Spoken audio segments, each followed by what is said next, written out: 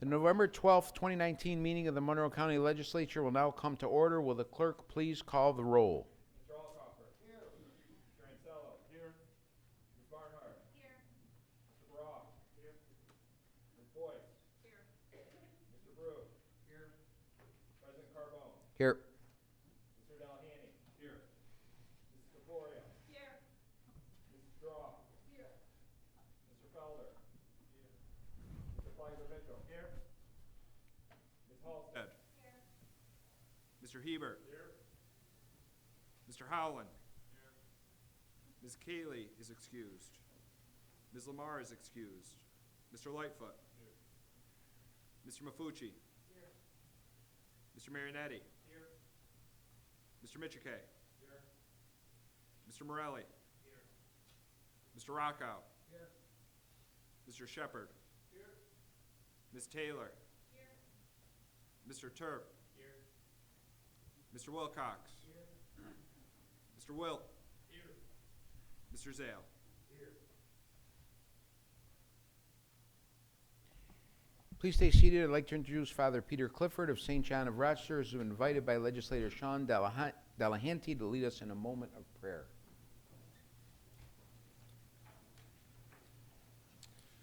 Respectfully, I've never been accused of doing anything in a moment. Okay, thank you, Father. Brothers and sisters, let us pray.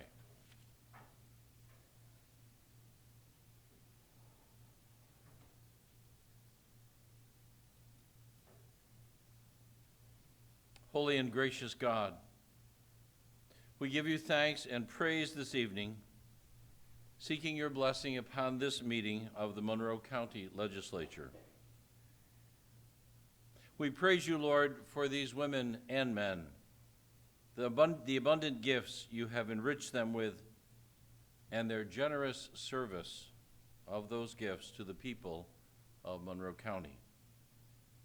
Bless the deliberations of this meeting. Enrich with your wisdom the debate and voting on matters before this legislature. Open the hearts and ears of these members to one another, seeing first not party or address, but the good of the people of this county. You call us in the great commandment to love you, O God, and neighbor as ourselves. This public service is a clear expression of love of neighbor. Bless these members, we pray. And we pray, too, for all those newly elected for this legislature and all public offices here, across our state and country last week. Bless these servants of your people as they prepare to discharge their new responsibilities.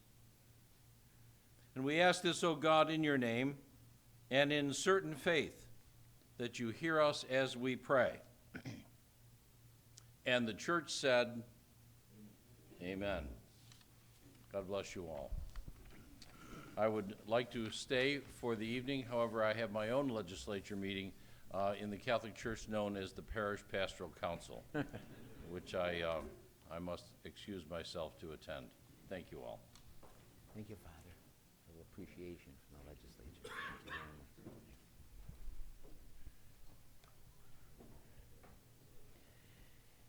Please stand as Legislator Cara Halstead will now lead us in the Pledge of Allegiance. Legislator Halstead. Allegiance to the flag of the United States of America and to the republic for which it stands, one nation, under God, indivisible, with liberty and justice for all. Thank you. Be seated. Your copy of the Journal of Day 10, October 8th, 2019 is available on your tablet. Without exception, the journal will stand approved as submitted. There's a hearing loop in place tonight to assist those who are hearing impaired. Anyone requiring assistance should inquire in the clerk's office. You'll also notice new microphones at the desks. They are part of an overhaul of the audio and video system here in the chambers. Legislators, please be sure to speak directly into the microphone to ensure everyone can hear you when speaking. I'd like to thank the Departments of Environmental Services and Information Services for their work in completing this project. If you have a cellular phone, pager, or other electronic device in your possession, I'd request that you make it inaudible for the duration of the meeting. Thank you. Legislators, the referrals submitted to the legislature for the next committee cycle are available on your tablet as well as online. There is one proclamation scheduled this evening. Mr. Clerk.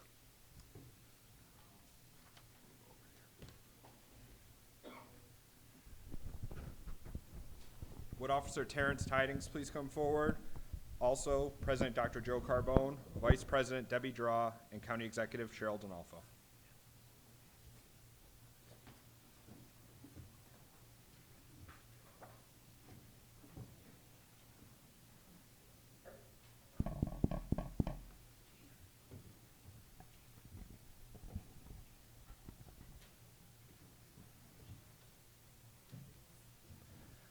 Whereas, on March 12, 1979, Officer Terrence Tidings was appointed to the Rochester Police Department.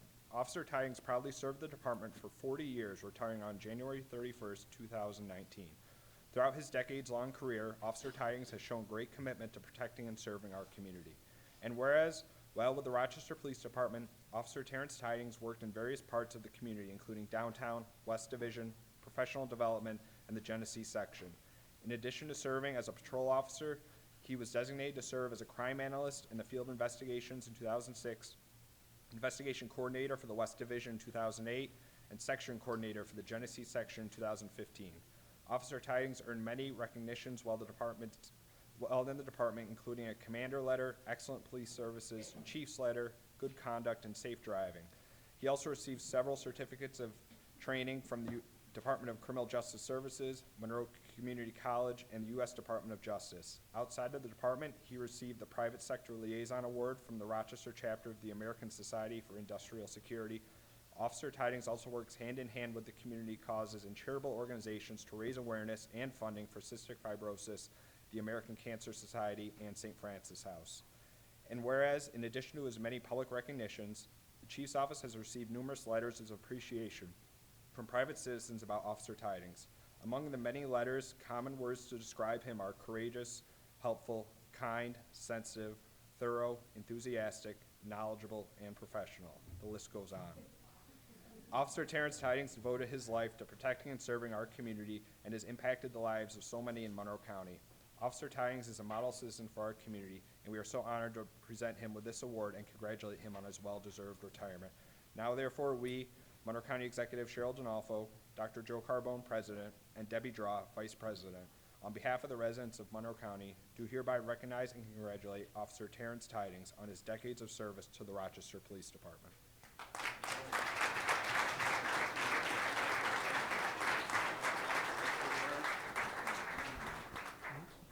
Thank you. Thank you. I'd just like to say it's been an honor and a privilege to serve and protect the citizens of the city of Rochester and the county of Monroe for 40-plus years. Now I thank also my lovely wife, Donna, for supporting me for 40 years. So thank you very much, everybody, for this honor.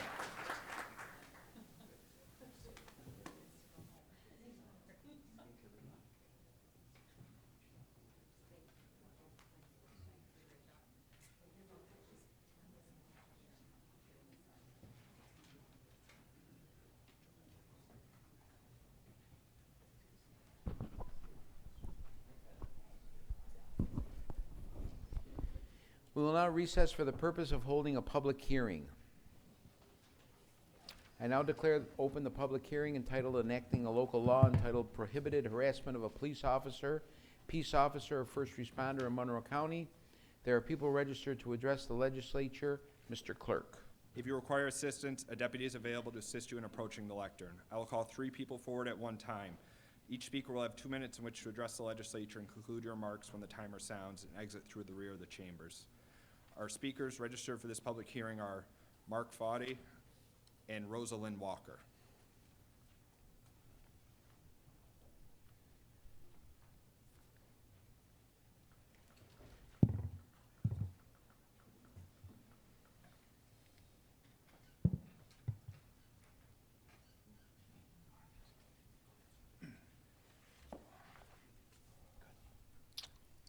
Good evening. I'm making my comments today as an attorney who practices primarily in the area of litigation on criminal law. I believe that the purpose of this statute is a noble one, to protect officers from physical harm or to protect the sanctity of investigations. However, I do not believe that this statute effectively does that. I say that in part because both of those objectives are currently accomplished by the state of the New York State Penal Law. In terms of protecting officers from physical harm, it is done so in charges of assault of a felony level, and in terms of protecting investigations, it is done so in regard to charges of obstructing governmental administration. The reason I'm here isn't to tell you that, because I think most of you know that. It's to refer you to the fact that harassment laws have made its way to the Court of Appeals on multiple occasions, and depending on the language of the law, they have been struck down as unconstitutional. And it has happened in 2 instances where the language was actually more narrow than what this statute proposes. And I would like to cite to People v. Dietz, which is a 1989 Court of Appeals case, 75 NY 2D 47, and People v. Gold, which is a 2014 Court of Appeals case from 23's NY 3D 455. What I'll say, without getting into the specific language of the statute of those cases, is essentially they go on to say, we have a right to be a jerk, and it doesn't matter who we have a right to be a jerk to, that is a constitutional right we have. Ultimately, this statute does not do anything other than potentially broaden to the point where it's unconstitutional statutes that already protect police officers in the regards that we're interested in doing. And so for that reason, I'd ask the legislature to consider those 2 cases based on the language that has been very specifically struck down multiple times in the past, and ask that you consider it in terms of your decision of whether to enact this law. Thank you. Thank you.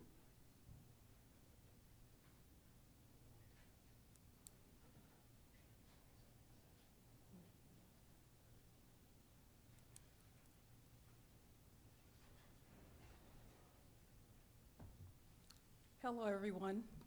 My name is Rosalind Walker, and I pretty much had many of the same comments, but I'm not a lawyer, so I have no cases to refer to you. But I sent a letter to all the legislators, and basically it said these 4 points about why I oppose this particular statute. One is that it's vague and subjective, and it's too easy to mistakenly use or abuse against citizens who may be distressed, emotionally upset, have mental instability, or are trying to advocate for themselves or another, or may just simply disagree with how an incident is being handled. And so the behaviors, again, what might be distress to one person could be annoying to an officer or come as disrespect. So it's just very easy to just throw something at someone.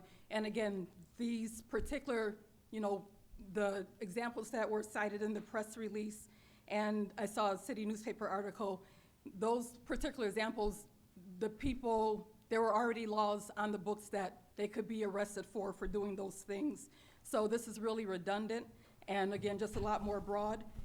And also, again, I do believe the statute was, they meant well, but it's just going to, I think, cause more problems in the community, and officers should be trying to de-escalate as much as possible, and I know sometimes it's hard, but there are other ways to try to address this without throwing more things at, an already distressed situation.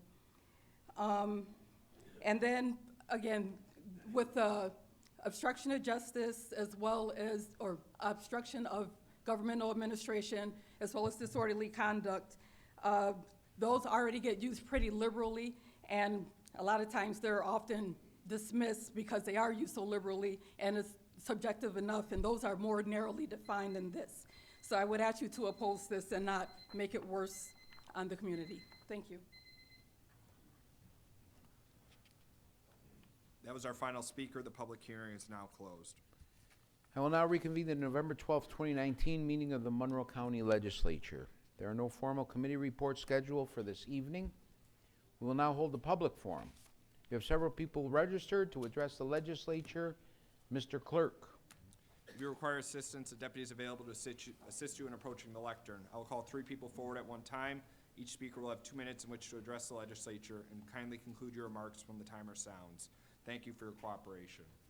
Our first three speakers will be Kristen Cushman-Smith, Rob Levine, and Jerry Minard.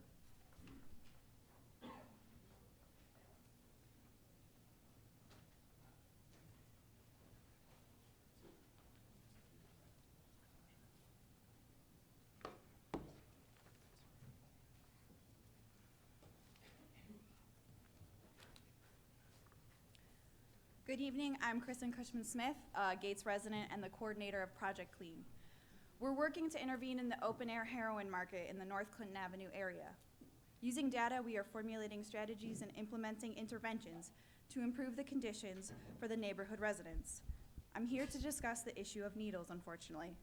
There's a lot of issues with public health with an open-air drug market. There's a lot of localized and concentrated drug use. Many people who are coming into the city to buy heroin are using the drugs immediately and leaving behind used syringes, Narcan containers, and other garbage. We find syringes in yards, vacant properties, school playgrounds, and gardens. This is a public health issue, and we need the Monroe County government's help with this problem. It should be noted that I'm not going to discuss the merits of needle exchange programs. They are an essential part of harm reduction, and we support needle exchange. But we need attention brought to where these syringes are being discarded.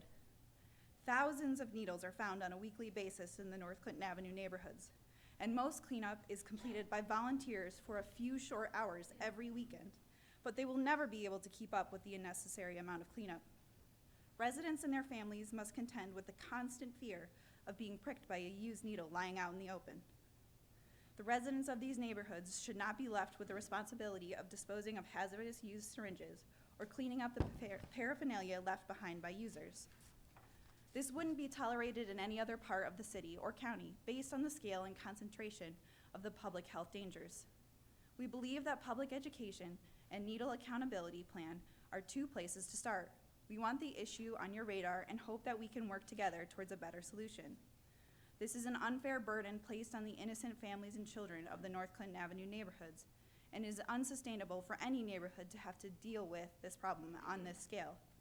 Residents need accountability for these needles, and they need to feel safe from this specific and unique harm. We must act now to resolve this issue. We will stand in solidarity on North Clinton Avenue this Thursday at 4:30 p.m. as a community to bring awareness to the conditions, and we hope you'll join us. Thank you.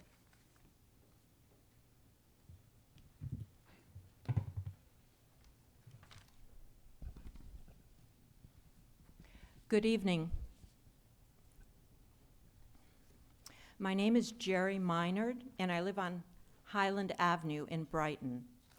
And there are many things that I should be doing tonight, but I've chosen to come here this evening and speak to you because I'm deeply concerned about the crisis of climate change. I have 3 teenage grandsons, and I'm more than concerned. I'm terrified as to how our damaged climate will impact their lives.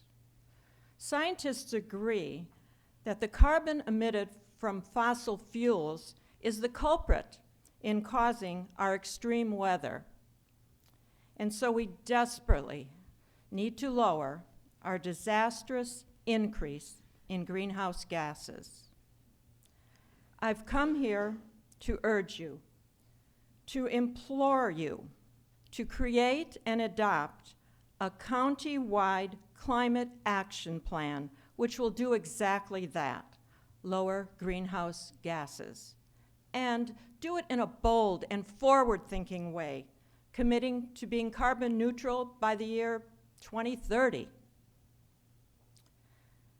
Monroe County's dependence on fossil fuels is not a political issue. It's a moral issue. I want my 3 grandsons to experience all the joys in life that I've been able to, and I want to leave my grandsons a livable world. Thank you.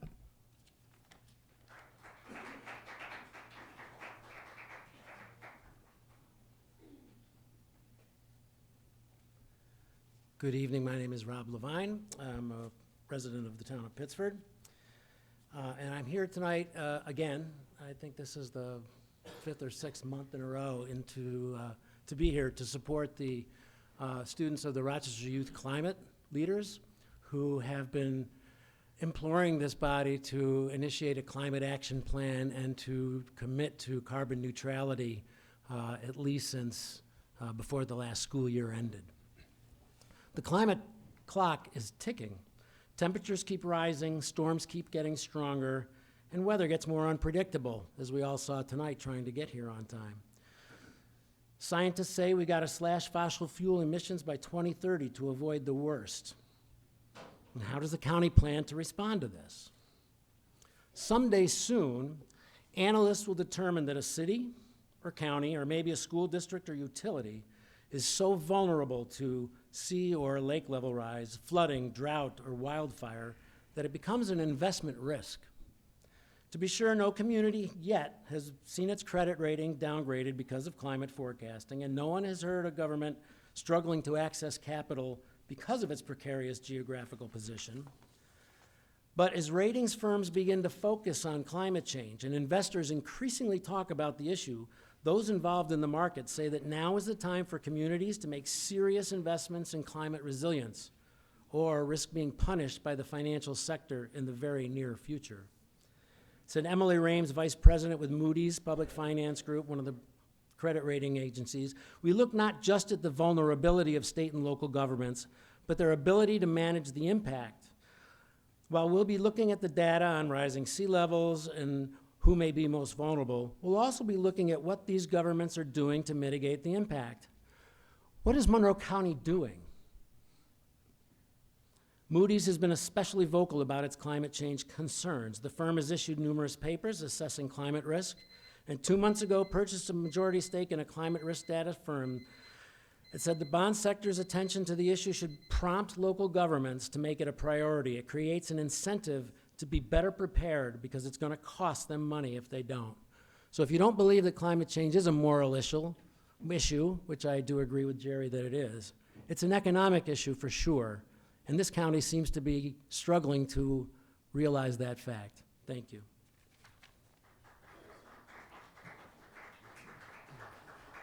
Our next three speakers are Carol Camp, Donald Adams, and Celia Darling.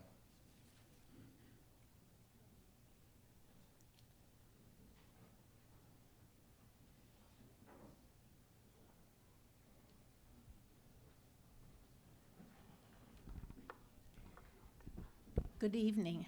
My name is Carol Camp. I'm a resident of the city of Rochester. I am here today to encourage you to form a committee to plan for the changes in climate. You are here obviously because you care about the community of Monroe and your constituents. While climate change so far has hit us lightly, we have experienced windstorms which take down wires which keep our homes heated about 8 months of the year and cool the other 4. As we have recently seen in California, rolling blackouts and loss of electricity and refrigeration has devastated some businesses, to say nothing of how it would put people at risk in our colder climate. Flooding has also occurred here, washing out access to business, causing them to lose revenue, and even shut down. It's affected recreation, boating on Lake Ontario. Monroe County is a great place to live and work. We want to keep it vital and competitive and attractive to incoming businesses, so our children can remain here because there will be plenty of jobs in Monroe County that have access to cheap and stable electricity. National leaders have pointed out that as the sea levels rise and the South and the Midwest heat up, people will migrate north to places like Monroe County looking for a livable environment. Do we have the infrastructure to accommodate them? We have already received our first climate migrants, fellow citizens from Puerto Rico, fleeing from hurricane devastation. I know it can feel daunting, but the book Drawdown outlines 100 actions that can be taken to reduce our carbon footprint and rated them in their effectiveness. We are not without resources and ideas in Monroe County. Let's access them and plan for a great future together. Thank you.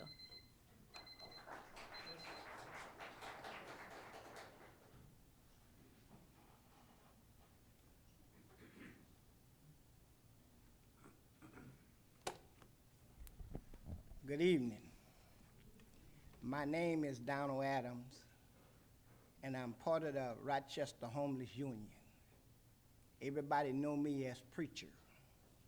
The last time that I was here, I told y'all you're gonna remember this white-haired man. I told you change was coming to Rochester, okay?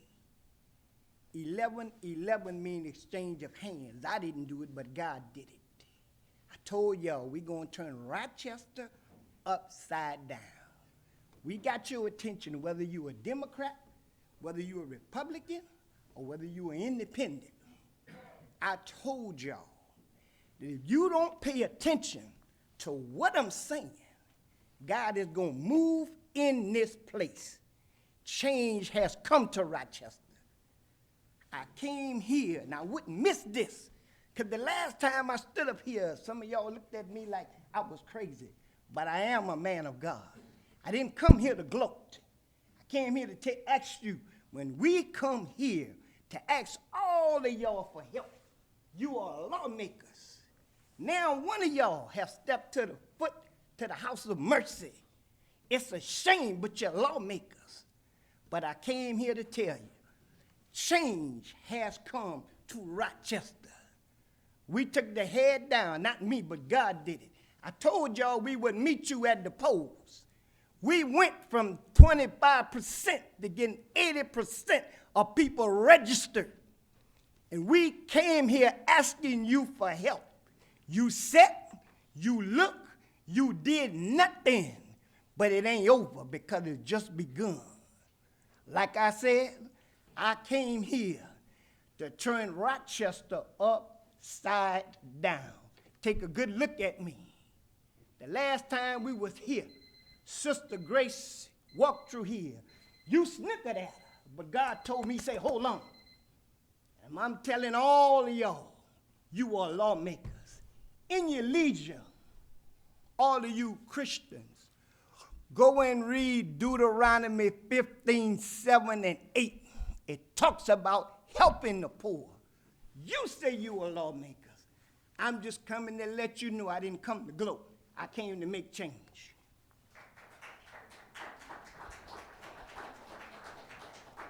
Good evening, Legislature. My name is Celia Darling, and I am a senior at Webster Thomas High School.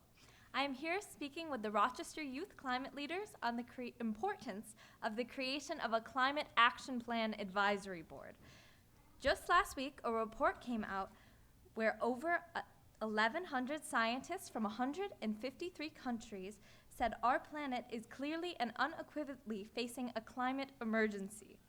They conclude this will cause more extreme droughts, forest fires, floods, heat waves, and other extreme weather. This will destroy homes and crops, displace families, and create billions of dollars worth of damage. We can proactively work to solve this emergency starting here in Monroe County with the creation of a Climate Action Plan Advisory Board.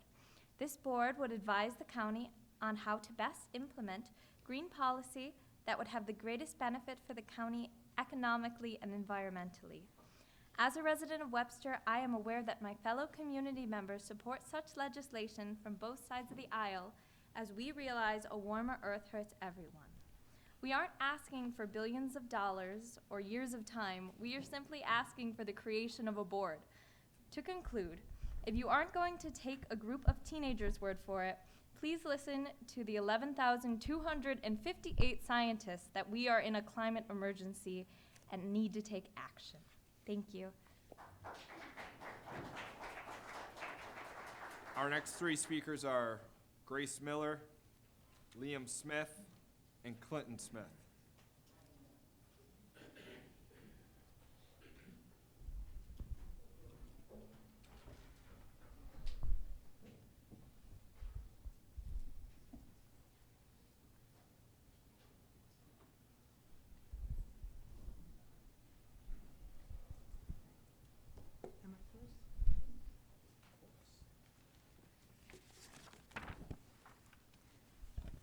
Yes, we voted for Adam Bello, and we brought many of our people to the polls to vote for Adam Bello, and we won. And you didn't think we could do it. We succeeded in getting Bello in. Because this past year, Cheryl D'Onofrio, you refused to meet with us. When we wanted to meet with the concerns of the poor, you refused to meet with us. And throughout Scripture, the Lord demands that we hear the cries of the poor and take care of our poor. But you allow the Republican Party to control you over and beyond the demands of the Lord. Where were you county legislators and Cheryl last night in the midst of a winter storm? We did not hear from one of you. Were you not concerned about the homeless who were on our winter streets? Not one of you came to the House of Mercy to see how our homeless were doing. And we were packed with homeless people off the streets. We have been begging, and I mean begging, for winter clothes, winter jackets, gloves, boots. We put an appeal out, and we had to go out and buy them. Because homeless people are coming into our shelter with worn out shoes, sneakers worn out, light jackets, no gloves, no boots. We've been begging, but not one of you came to our rescue. And you know what the weather was like last night. Not one of you brought one coat or a pair of boots or gloves. I'm going to quote several people, and if you really care, you'll take these words to heart. Dorothy Day, the founder of the Catholic Workers, said, "If you have two coats, you have stolen one from the poor." How many coats do you have in your closets? And this is a quote from a homeless young man called Eddie. "It's sometimes cold outside, but not as cold as people." This is how we have to view this Republican-controlled legislature, because whenever we asked for help, you never gave it to us. Harry Murray, a sociologist teaching at Nazareth College, came before you, telling you the results of a study he made on dying homeless people. And the result of his study was, and is, homelessness is a death sentence. And we are experiencing this because in the past several months, we have buried 7 homeless people, and you are completely oblivious of it. And yet you run this county, and our homeless are dying on our streets, and you never once come near us, and you never help us when we come to you and ask for your help. You shun us, you shrug us off. In the Lord's time, justice will be done, for the Lord loves the poor. We saw some justice in this recent election.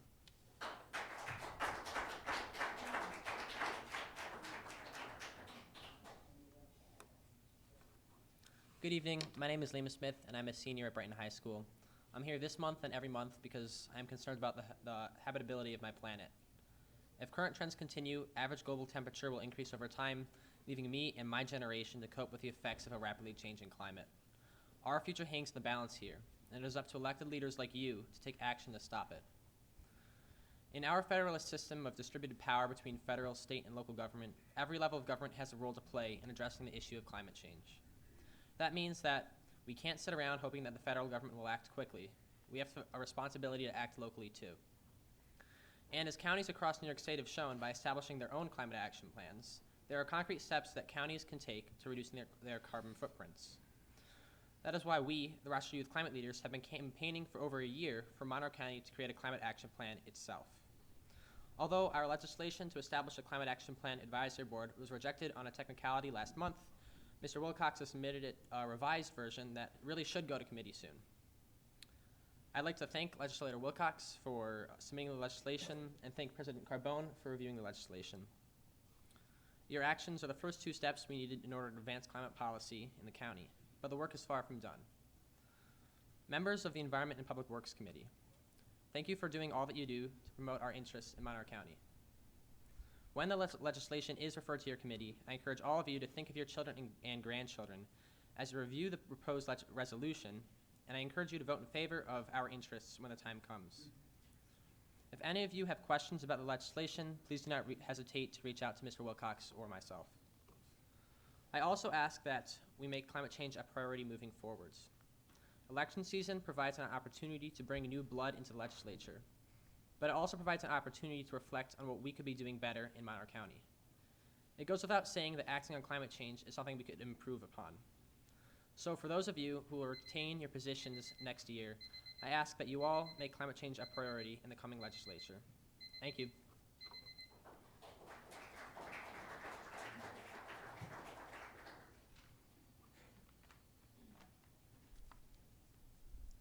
Hello. My name is Clinton Smith, and I'm a sophomore at PHS. I'm here with other members of RYCL to support the creation of a climate advisory board and a climate action plan. The climate advisory board would create the climate action plan over the course of like 6 months, I think. And it would then, in theory, be passed by all of you in the legislature.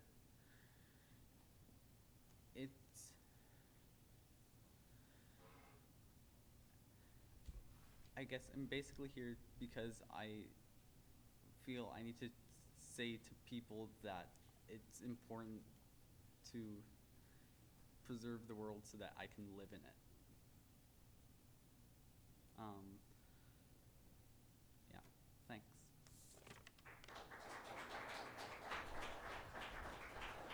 Our next three speakers are Rosalind Walker, Alyssa Cottrell, and Marla Parsons.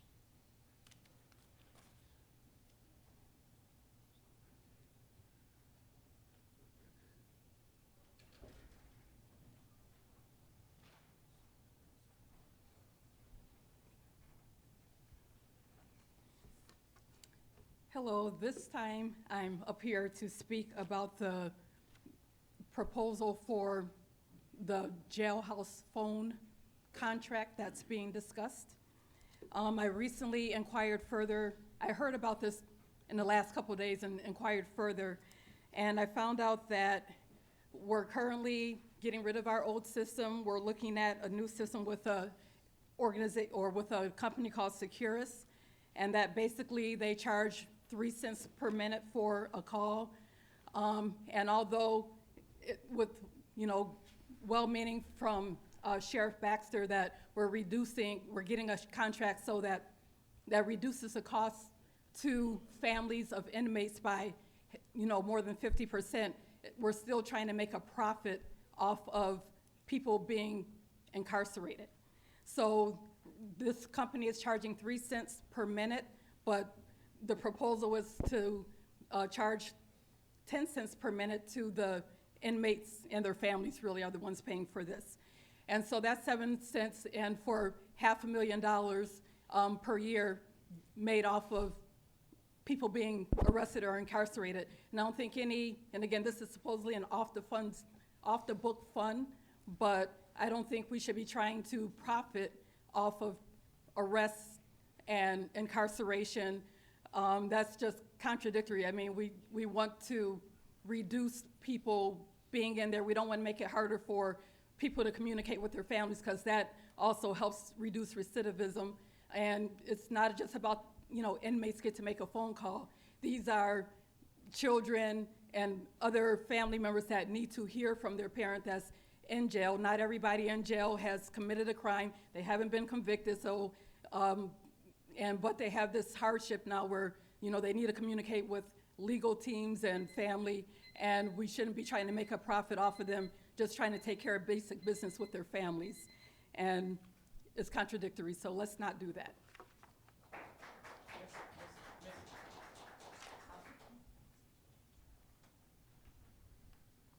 Hello, my name is Alyssa Cottrell. I'm a senior at Webster Thomas High School, and I'm here with the Rochester Youth Climate Leaders to speak on the importance of the creation of a Climate Action Plan Advisory Board. No matter who you are, what political party or affiliation, you or your children will be affected by climate change. Last week, over 11,000 scientists came out and referred to climate change as an emergency. This isn't an issue we can simply ignore. Changes must be made. The installment of a Monroe County Climate Action Advisory Board would do just that. This board would be something the county could consult when considering different policies. They would be a resource for the county in order to make the most economically sound and environmentally responsible choice. This board could help Monroe County set a precedent for climate action in local governments that would result in other counties doing the same. Not only would this advisory board be good for the environment, but it would put Monroe County in a positive light on the journey to America and the world reducing its environmental impact. We want to be on the right side of history, and implementing a Monroe County Climate Action Advisory Board would put us there. Thank you.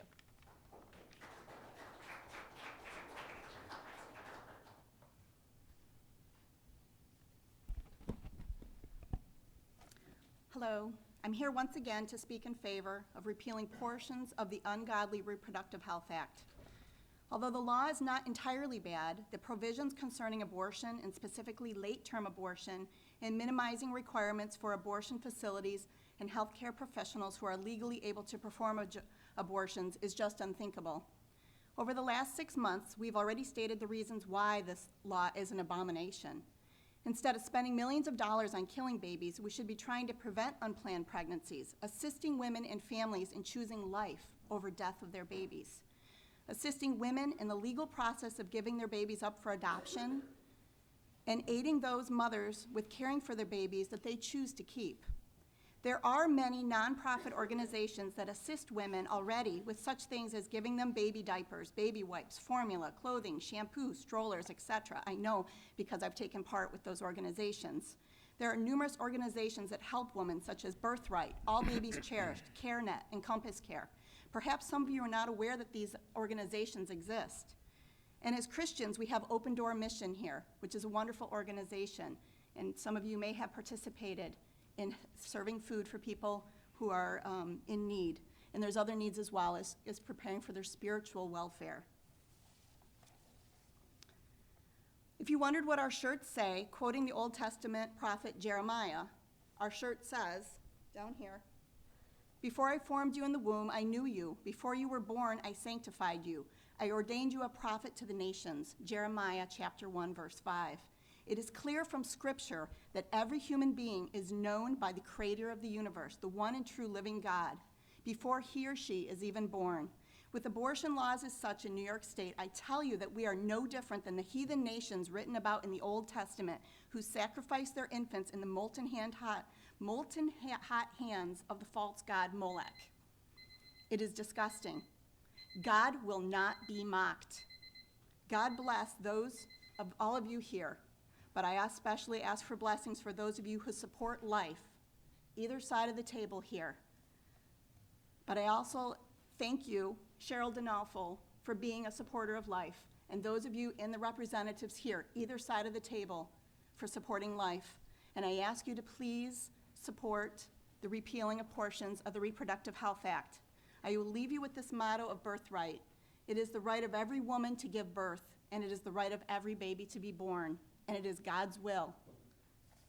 America is in terrible shape, and the fact that we kill millions of babies in our country is just unthinkable. In quoting President Kennedy, "Ask not what your country can do for you, but what you can do for your country." Not only is that helping your fellow man, but also doing the moral and ethical thing, leading those to give their children up for adoption instead of aborting them, helping families in need of crisis with a pregnancy crisis. Every human being here has the ability to help a woman to have her child and support her child.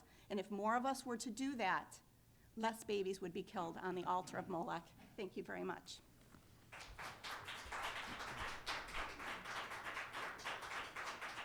Our next three speakers are Adam Daniels, Thomas Moore, and Nicholas Hamby.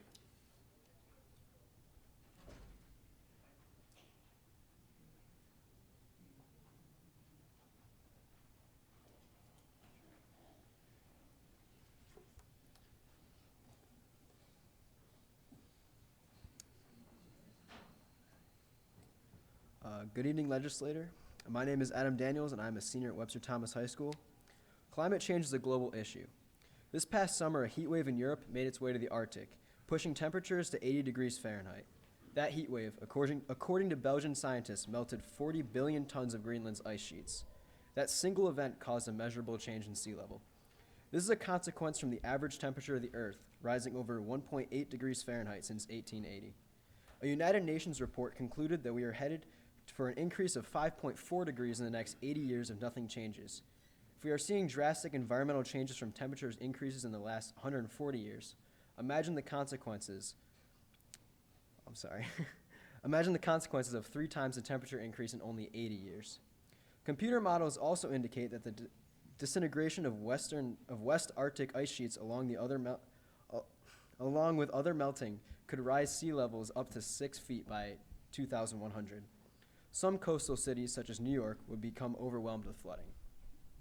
Even though climate change is a worldwide crisis, we are obligated to do our part to better the government for the betterment of future generations. It's impossible to change the world without changes in local communities. The creation of the Climate Action Plan Advisory Board would help our county in implementing policies that help reduce carbon emissions. Implementation of green policy is the first step in reducing our county's emissions. No matter what political affiliation you have, climate change is something that needs to be dealt with. A climate advisory board would help in creating a world where myself and future generations don't have to live in a world of constant fear of the devastating effects of climate change. Thank you.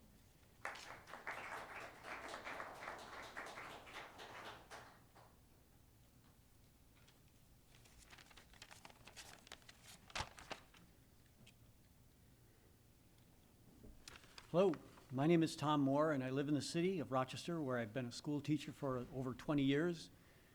I'm here in support of the Rochester Youth Climate Leaders, who have worked hard for many months to bring to your attention the climate crisis. They know that their future and the future of all children is at stake. Many of us are excited about the results of the recent local elections and the resulting possibilities for both parties to work together to address, among other things, the climate crisis and the role of Monroe County leadership. Those of you who survived the election were reelected because your constituents believe in your ability to be responsible leaders for your district. Given the times we are living in, if you are truly doing your job for your constituents, which they elected you to do, you may be required to give them bad news that we can't live like there is no tomorrow. Nobody wants to be the bearer of bad news. However, a good leader understands the importance of speaking the truth, knowing that it will come out on its own. The climate crisis is real, and every passing year it will become more real. However, there are many well-researched actions the county can take to do its part to mitigate the looming climate crisis. Now is the time to work together to establish a climate advisory board for the County of Monroe. Thank you.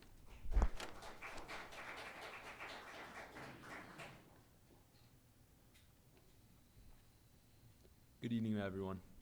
My name is Nicholas Hamby, and I am here representing high schoolers across Monroe County on the issue of environmental policy. Now, I may not have been able to vote in this last election, but I can assure you I'll be here to vote in the next election. An issue that I believe Monroe County has failed to address recently is the issue of environmental policy. The world we live in is changing rapidly, harvests are failing, hurricanes are wreaking havoc on the Caribbean, and this is stuff that we all know. But the effects of climate change can affect Monroe County even still.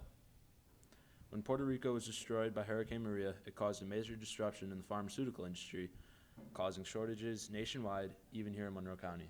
Those shortages caused an increase in prices that was felt here in Monroe County, and I'm sure by a few of you.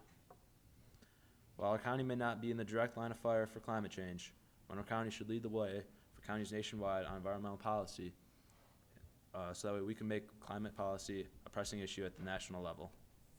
I am the 9th person here to speak tonight to you on environmental policy, and I hope that shows the importance of this issue. As a Webster resident and high schooler, I would like to show my support for the introduction of Climate Action Plan Advisory Board here in Monroe County. Thank you. Our next 3 speakers are Bridget Hurley and Greg Sloan.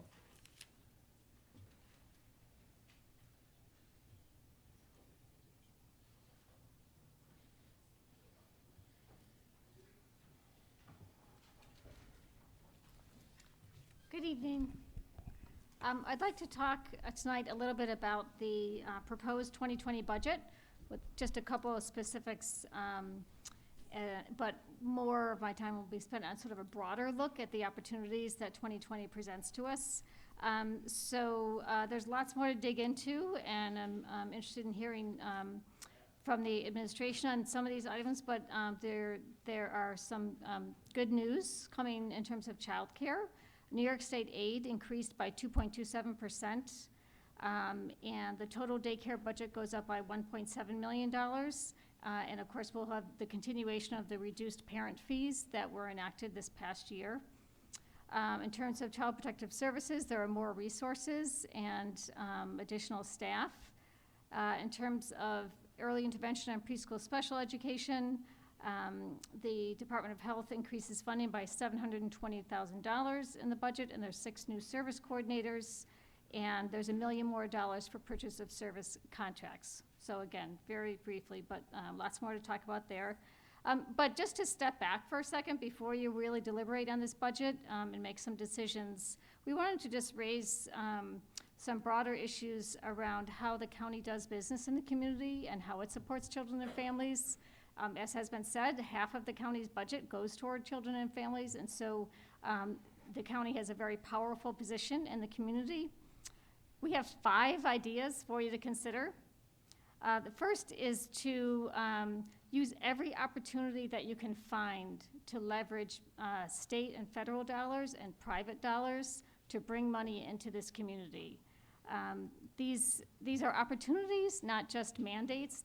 Some of the programs allow the county to bring new money into children's services.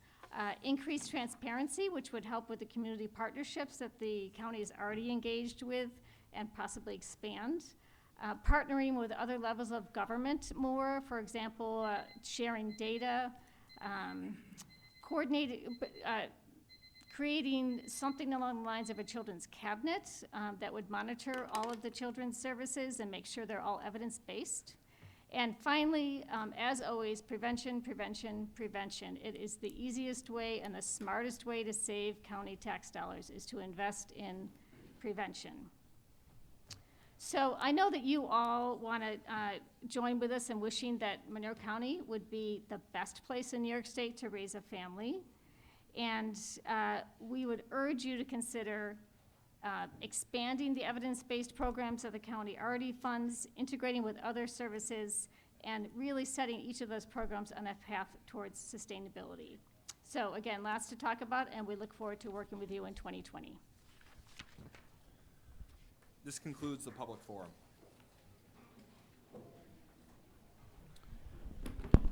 At this time, we'll recess the November 12, 2019 meeting of the Monroe County Legislature and convene the Pure Waters Administrative Board for the Gates-Chiley-Ogden Sewer District, Arundequoit Bay South Central Pure Waters District, Northwest Quadrant Pure Waters District, and the Rochester Pure Waters District.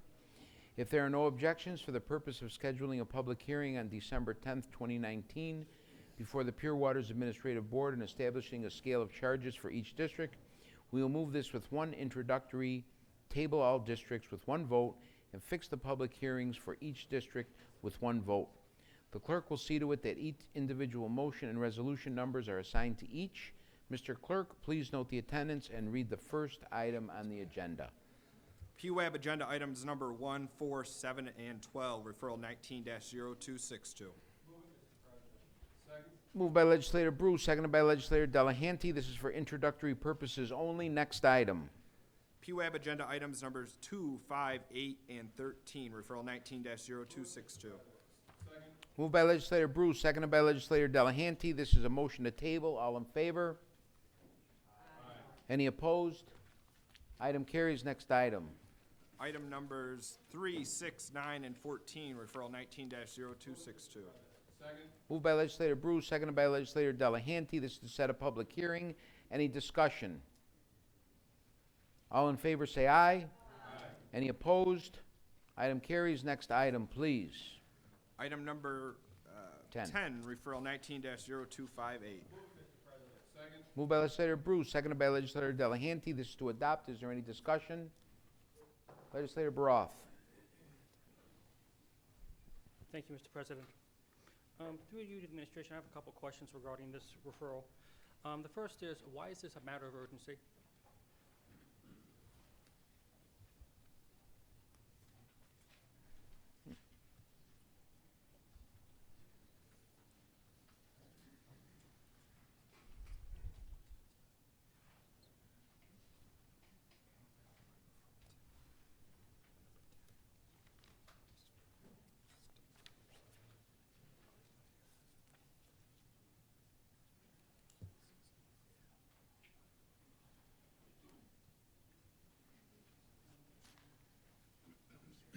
Through you, Mr. President, this is a referral that had been submitted and approved in the past.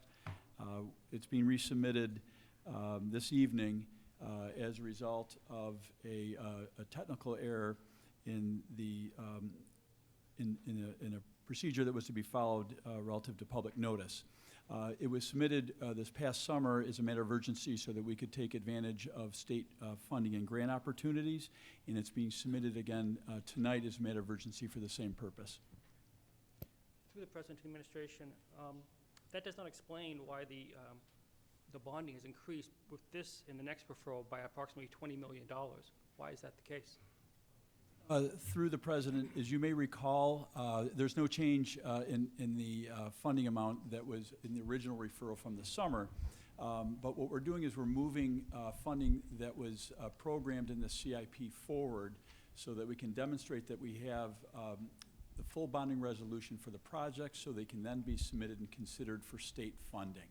So again, we've moved funding forward from funding that was programmed in the CIP, so it's not new funding per se. So, through the President to the administration, so what you're telling me is that this rescinding of the prior referral, which is from about 2 months ago, which itself was a modification of a referral from about January, is simply moving funds that we're going to borrow in future years to this year. Is that correct, through the President? Through you, Mr. President, that is correct. It's being rescinded because of the lack of public notice for the public hearing when the referrals were originally submitted. So there's no change in the amounts that are being requested. So let me ask a related question, because this is the first time I've seen a rescinding of a bond. Have we done this recently? By recently, I mean last 5 or 10 years, through the President? Through you, Mr. President, not that I'm aware of. So this is kind of unusual circumstances. Through Mr. President, that's correct. Okay. Then I would request that we table this so we can discuss this in more detail. I am very uncomfortable voting on this on the fly with only getting notification of this about a week or so ago. Does the administration have a comment on that suggestion? Through the President. Through the President, if I could just explain, this referral was already passed in August, exactly as it is being done now. It's just being rescinded and submitted again because there was an error. The notice of the public hearing wasn't published. The public hearing was held, but the public hearing has to be held after a notice, and there was a mistake made. Because of that mistake, we're redoing a referral that has already been passed with no changes. With all due respect, sir, through the President, I mean, it was already acknowledged that we've moved funding, the bonding from future years to this year. That is a change. Well, through the President, that was the change that happened in August. This is the exact same referral that this body passed in August. Mr. And President, as Mr. Garland explained, the reason for that change was so that they could apply for grant money. Would you like to Now. make a motion to table? I would like to make a motion to table at least till the end of the meeting. Yes. Seconded by Legislator Morelli? Yes. Go to roll call vote. Mr. Marionetti? No. Ms. Cayley is excused. Mr. Alcoffer? No. Mr. Ansello? No. Ms. Barnhart? Yes. Mr. Broth? Yes.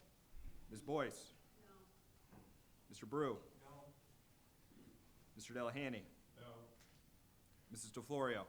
No. Mrs. Draw? No. Mr. Felder? Yes. Mr. Flagler Mitchell? Yep. Ms. Halstead? No. Mr. Hebert? Mr. Howland? Ms. Lamar is excused. Mr. Lightfoot? Yes. Mr. Mafucci? Yes. Mr. Michike? Yes. Mr. Morelli? Yes. Mr. Rockow? No. Mr. Shepard? Yes. Ms. Taylor? No. Mr. Turp? No. Mr. Wilcox? Yes. Mr. Wilt? No. Mr. Zale? No. President Carbone? No. 10 to 17, motion to table fails. So, Mr. President, I still have the floor, I believe. I would then like to explain my vote, which is going to be against this resolution and the next resolution as well. I am not convinced that it's exactly the same as before. I was willing to table this for the duration of this meeting so I could talk on the side offline and to see if we could vote for this, but my colleagues on the other side of the aisle are unwilling to do so. So I am not going to rush in to vote for something I consider to be a $20 million increase with no explanation. Past that, it's just the same. Maybe I need to have my hand held here, but I think for $20 million, it's worth 5 minutes. So I'll be voting no. Thank you. Mr. President, Legislator Lightfoot. may I just interrupt for a moment and request that, that my caucus recess for a moment, please? What's the purpose of the recess? We want to discuss a couple of things. On the original, Regarding what we have in front of us. the original item This one. and or the next. tabling motion? The original item, sir. How long do you need? 5 minutes. Okay, you got it. 5 minutes. Thank you, sir.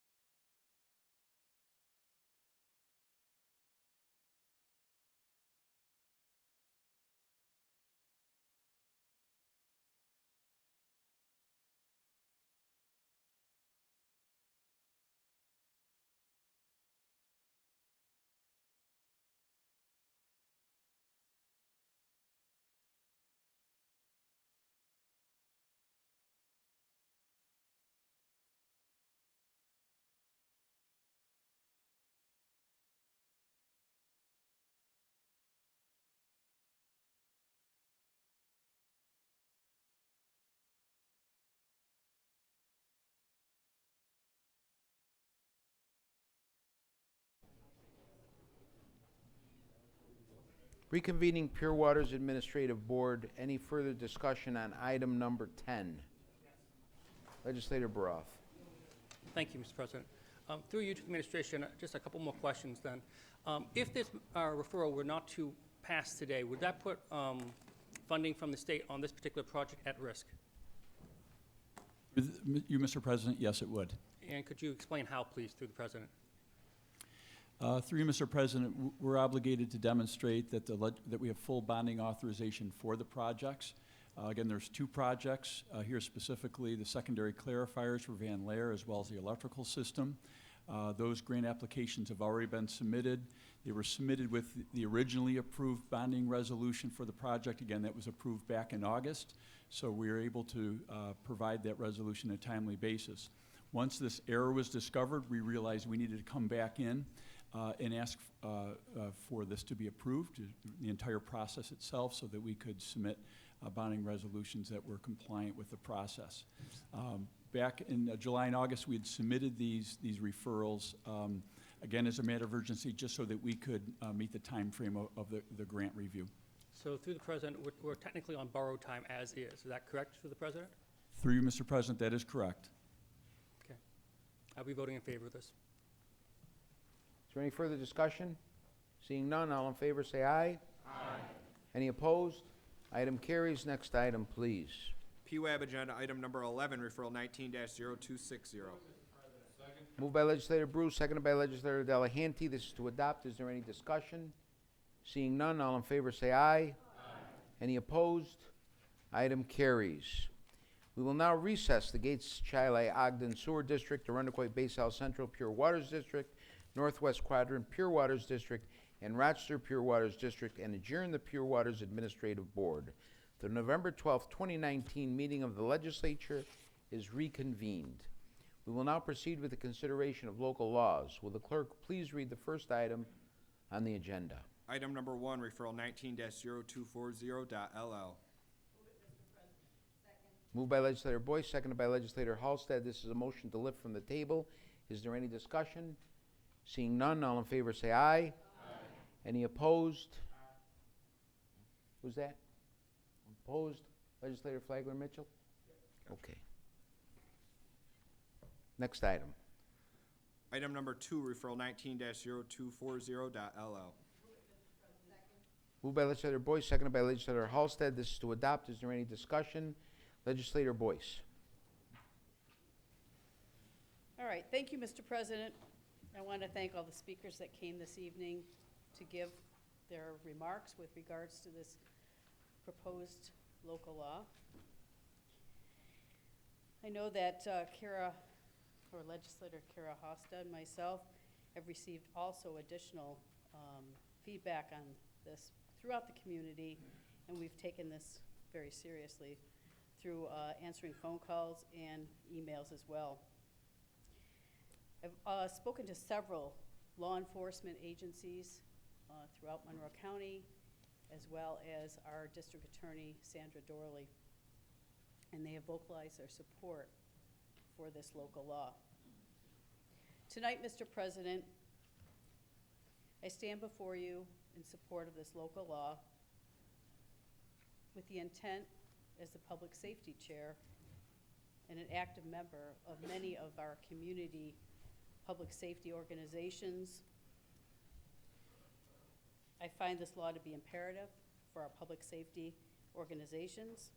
I find that this law will aim to prevent and discourage the harassment of first responders and public safety officials while they're on duty.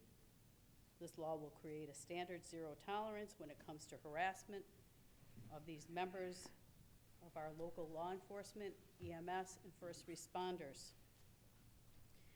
Enacting this local law ensures the safety of those who work to protect us and our families. I believe this will be a step to hold those responsible who mistreat law enforcement and first responders, their vicious acts, and I strongly recommend enacting this law.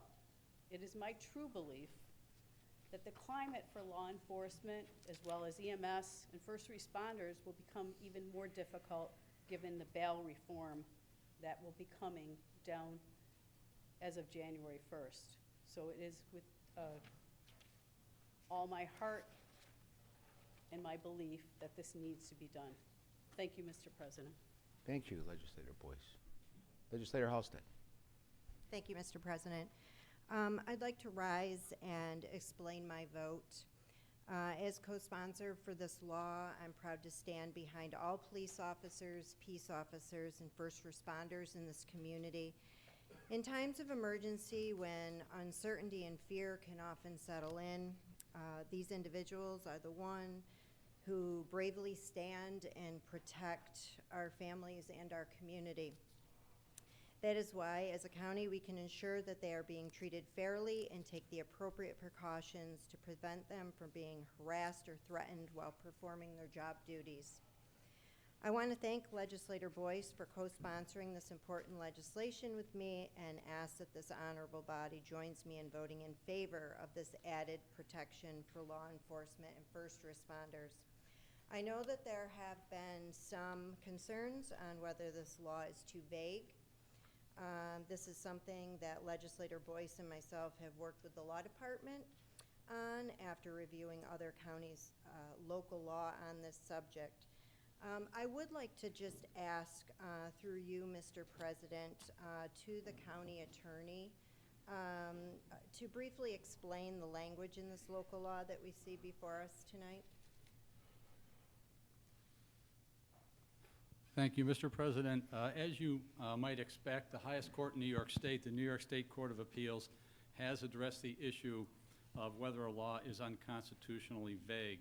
What the Court of Appeals has said is that the constitutionality of a law is measured by whether it provides notice to a person of ordinary intelligence that the contemplated conduct is forbidden. And the specific words in the statute alone can't be determinative. You have to look at all of the elements of the law together to give it the greater definition of the prescribed conduct. Here, this law prohibits intentional conduct with the intent to annoy, alarm, or threaten personal safety, and courts have held that by including a specific intent element, that the law removes the possibility that a defendant could be unaware of the criminal conduct. Thank you. Any further discussion? Legislator Morelli. Thank you, Mr. President. Mr. President, I would like to ask the sponsor of the bill to answer a few questions, if she would. I assume that your lack of response means you are interested in answering my questions? I'll take them under note, sir. Sure, certainly. Yep. Mr. President, to the sponsor of the bill, have you had conversations with the sheriff in regards to this bill? I have. You have? And what about members of the Road Patrol Union? I have not. And did your bill go to the Law Enforcement Council for review?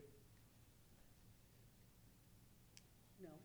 Okay, so you haven't, so you didn't speak with the law, anyone from, specifically address and take this bill to Law Enforcement Council to get their opinion on it, is that correct? Point of order, Mr. President. I would just ask that the two members speak through the chair, through the president, just to maintain decorum. What's your point of order?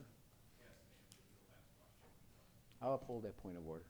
Well, can I, through the president, if I could clarify, I did talk to Law Enforcement Council with regards to this. Yes. Through you, Mr. President, specifically the Law Enforcement Council? Yes, sir. And I believe, through you, Mr. Chairman, you did say that you spoke with several police chiefs around Monroe County. I did speak with them, yes, through the chair, Mr. President. Through you, Mr. President, I rise to explain my vote. I have to say that, first and foremost, I think we can all agree that law enforcement has a special place in our hearts, all of us, whether we're Democrats or Republicans. And I think it's certainly fair that we need to do our best to protect our law enforcement individuals, as well as our peace officers and our first responders. I I will say, Mr. President, it is somewhat odd that this bill, one, is introduced as a matter of urgency prior to an election at a time when law enforcement wasn't necessarily on the same side of the aisle when it came to the election. So to that degree, I find it interesting that this gets thrown in and not gone through the regular process. That's first. Second, Mr. President, I've had an opportunity to talk with members of law enforcement, including the members of the Road Patrol Union and other members of law enforcement unions. And quite frankly, Mr. President, they have some issues with the bill, and their concern is first and foremost that they weren't even brought in to discuss this. In fact, it was rushed through again as a matter of urgency prior to an election. And so their feeling is that this could be a great opportunity for us to actually work together, bring them into the room, and have discussions on how we can better support our law enforcement, our peace officers, and our first responders. Furthermore, Mr. President, I think that it's interesting that everything that this bill intends to do is already on the books. And I've spoken to several law enforcement members who said, yeah, that's pretty redundant. And I think we even heard it from a legal professional this evening that it's redundant. So, Mr. President, I would like to put a motion to table this bill so that we can have further discussion on it. Motion to table, second. Second by Legislator Wilcox. Go to roll call vote. Mr. Marionetti? No. Ms. Cayley is excused. Mr. Alcoffer? No. Mr. Ansello? No. Ms. Barnhart? Yes. Mr. Broth? Yes. Ms. Boyce? No. Mr. Brew? No. Mr. Delahanty? No. Mrs. DeFlorio? No. Mrs. Draw? No. Mr. Felder? Yes. Mr. Flagler Mitchell? Yes. Ms. Halstead? No. Mr. Hebert? No. Mr. Howland? No. Ms. Lamar is excused, sorry. Mr. Lightfoot? Yes. Mr. Mafucci? Yes. Mr. Michike? Yes. Mr. Morelli? Yes. Mr. Rockow? No. Mr. Shepard? Yes. Ms. Taylor? No. Mr. Turp? No. Mr. Wilcox? Yes. Mr. Wilt? No. Mr. Zale? No. President Carbone? No. Motion to table fails 10 to 17. Any further discussion on the original item? With that, Mr. President, I will be voting in the negative for this ill-crafted, simply redundant bill that really does absolutely nothing, which is sad that we couldn't work together on something that could be so effective for the men and women who protect us. And as someone who has done ride-alongs and is very supportive of police and the police unions, I think it would have been a great opportunity for us to work with them instead of jamming something down their throats. So, thank you, Mr. President. Any further discussion? Legislator Broth. Thank you, Mr. President. I rise to explain my vote. I think we all know that this law will never be enforced by the county district attorney. I think you also know it's highly unlikely a police officer, well, a sheriff, will ever actually utilize this law to arrest somebody. I do think that it is unfortunate to give an individual the opportunity to use this power that hopefully they never will, because it is a vague and ill-crafted law. I mean, you know, when my daughter rolls her eyes at me, she does it with the intent to annoy me. This would give a police officer the right, hopefully they'll have the wisdom not to use it, but they have the right to arrest somebody, detain them, take their liberty away from them because of their intent to annoy. We all intend to annoy each other at some point or another. This law hopefully will never be challenged. Hopefully that opportunity will never arise. But that's not good enough, because I don't want my daughter to go roll her eyes at somebody, and it happens to be the wrong somebody, perhaps on the wrong day, in the wrong environment, gets arrested, gets cuffed, gets released in about 12 hours, and gets a misdemeanor on her record. That won't be prosecuted, I'm sure.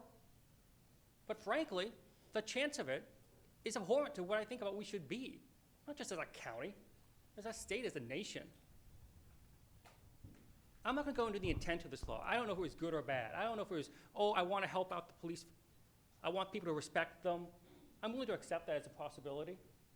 But it might be something else, and I don't know. I don't care. The intent doesn't matter. The effect does. Except for this law, where intent does matter. If I intend to annoy, I can be arrested. I can be detained. I can be given a misdemeanor. And in theory, if the district attorney went nuts to actually try to enforce this, I might actually be sentenced to prison for, well, jail for up to a year. I don't imagine that would ever happen. I cannot in good conscience vote for this. And for those of you who think that this is okay to vote for simply because you know it won't ever be enforced, that's not a good enough reason. Thank you. Legislator Flagler Mitchell. Then just a few questions through you to the author of this bill. You said that you heard from law enforcement. My question to you is, have you reached out to them, or has they reached out to you? Do you, Mr. President? I think that was asked and answered, Mr. President. Yeah, I didn't hear the answer, Mr. President. You can answer it one more. He didn't hear it. Through you, Mr. President. Yes, I had conversation. The question was not, what did you have conversation? The question was, did you reach out to them, or did they reach out to you, through you, Mr. President? Well, I sit on the Law Enforcement Council, so yes, I had conversations there. That's still not the answer to the question. Did you reach out to them, or did they reach out to you, through you, Mr. President? I think it was mutual. She was on the board. You talked with each other, correct? And it was That's not an answer. So, through you, Mr. President, I'm gonna go on ahead and tell you my reason for not voting for this bill. One, it is redundant.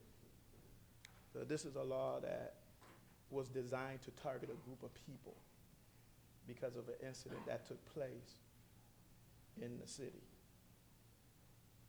We haven't seen laws like this in a long time. The last time we seen laws created like this is Jim Crow and Black Codes days. Why? Because you know that if this law is implemented, and even though we have a lot of real good officers, it only takes one bad apple to spoil the bunch. And in my district, I've been getting calls from constituents about this law and how concerned they are about the law. Because it is not unknown that African Americans are pulled over more, they are treated different when it comes to policing. So when I asked you, did you reach out to them, or did they reach out to you?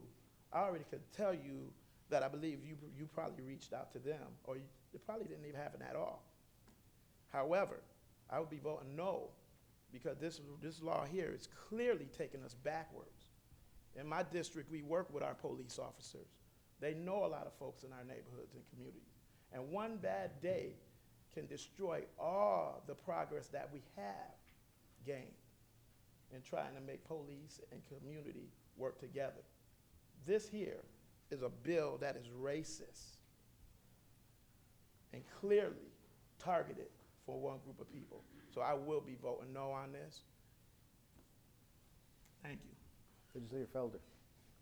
I have some questions for the administration, particularly the legal department.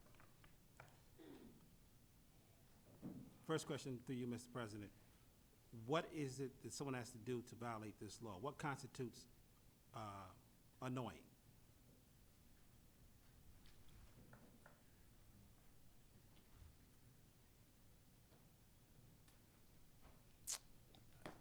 I can't define what specific conduct, but the law describes that to do something intentionally to harass, annoy, or alarm while that first responder is in the course of doing their official work.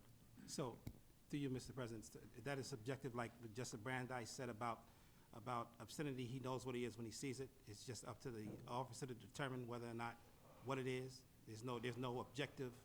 Is there any objective criteria?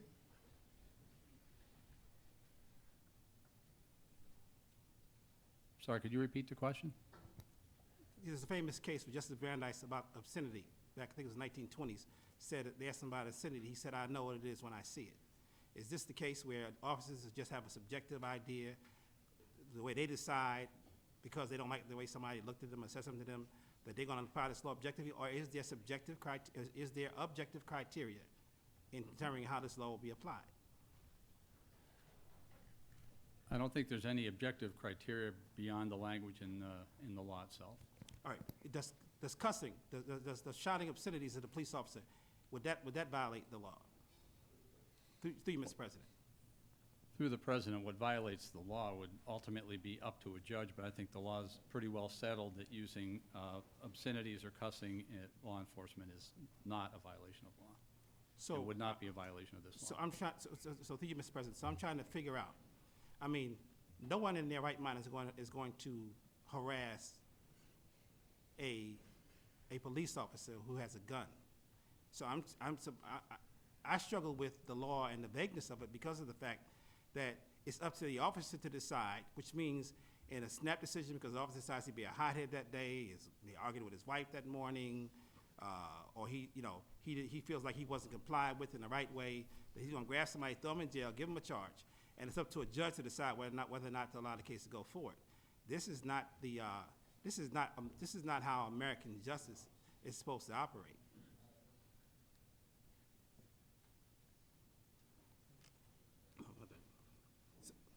Let me say this. I'm going to explain my vote.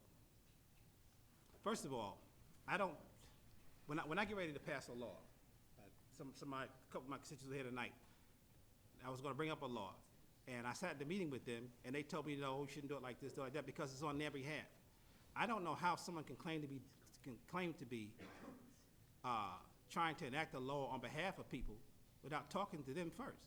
How do you propose to enact a law for police officers and not have them actually tell you what it is, not speak to the district attorney, to the public defender, to some legal counsel, and before the fact, and not just in your own echo chamber, before you decide to put a law like this in place that is really going to do more harm than good, because you place the police officers in a subjective decision-making process and a snap decision where they can be making decisions to arrest people who don't deserve to be arrested. That's the first thing. The second thing is, I find it ironic that the same Republicans who didn't want to pay the road patrol, didn't want to pay the court officers, didn't want to pay the jail guards, took health care away from retired sheriffs, want to put a law, now you love the police? Really? So I'll be voting no on this. Any further discussion? Legislator Wilcox. Mr. President, through you to the Law Department, I think you had mentioned that you couldn't actually describe the conduct which would be specifically forbidden when Mr. Felder asked the question. Could you please recite to me what New York State Court of Appeals has ruled with respect to a law being unconstitutionally vague?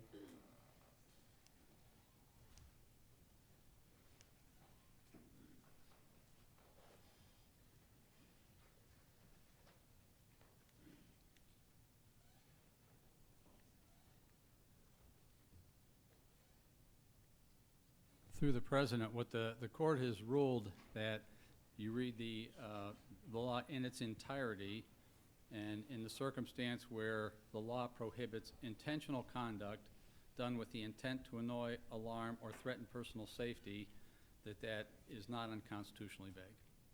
That is not unconstitutionally vague.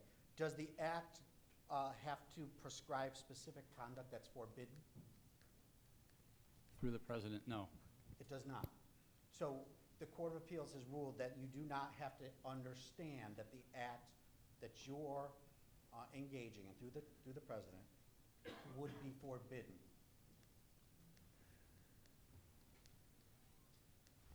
Through the president, I'm not sure I understand that question. So- That the act is not forbidden, the conduct would be forbidden if it's done intentionally to annoy, alarm, or threaten the personal safety of the first responder. Correct, but through you through the president to you, an act is unconstitutionally vague when what? I think you had read earlier, an act, they have ruled that an act is unconstitutionally vague when it doesn't meet certain criteria. What are those criteria through you, Mr. President? What I said earlier, that the Court of Appeals held that whether a law is unconstitutionally vague is measured by whether it provides notice to a person of ordinary intelligence that the contemplated conduct is forbidden. Okay, so through you, Mr. President, you were not able to actually describe, I would say that you are of ordinary intelligence. You were not able to describe what conduct specifically would be prohibited under this act. Is that fair? Is that a fair question?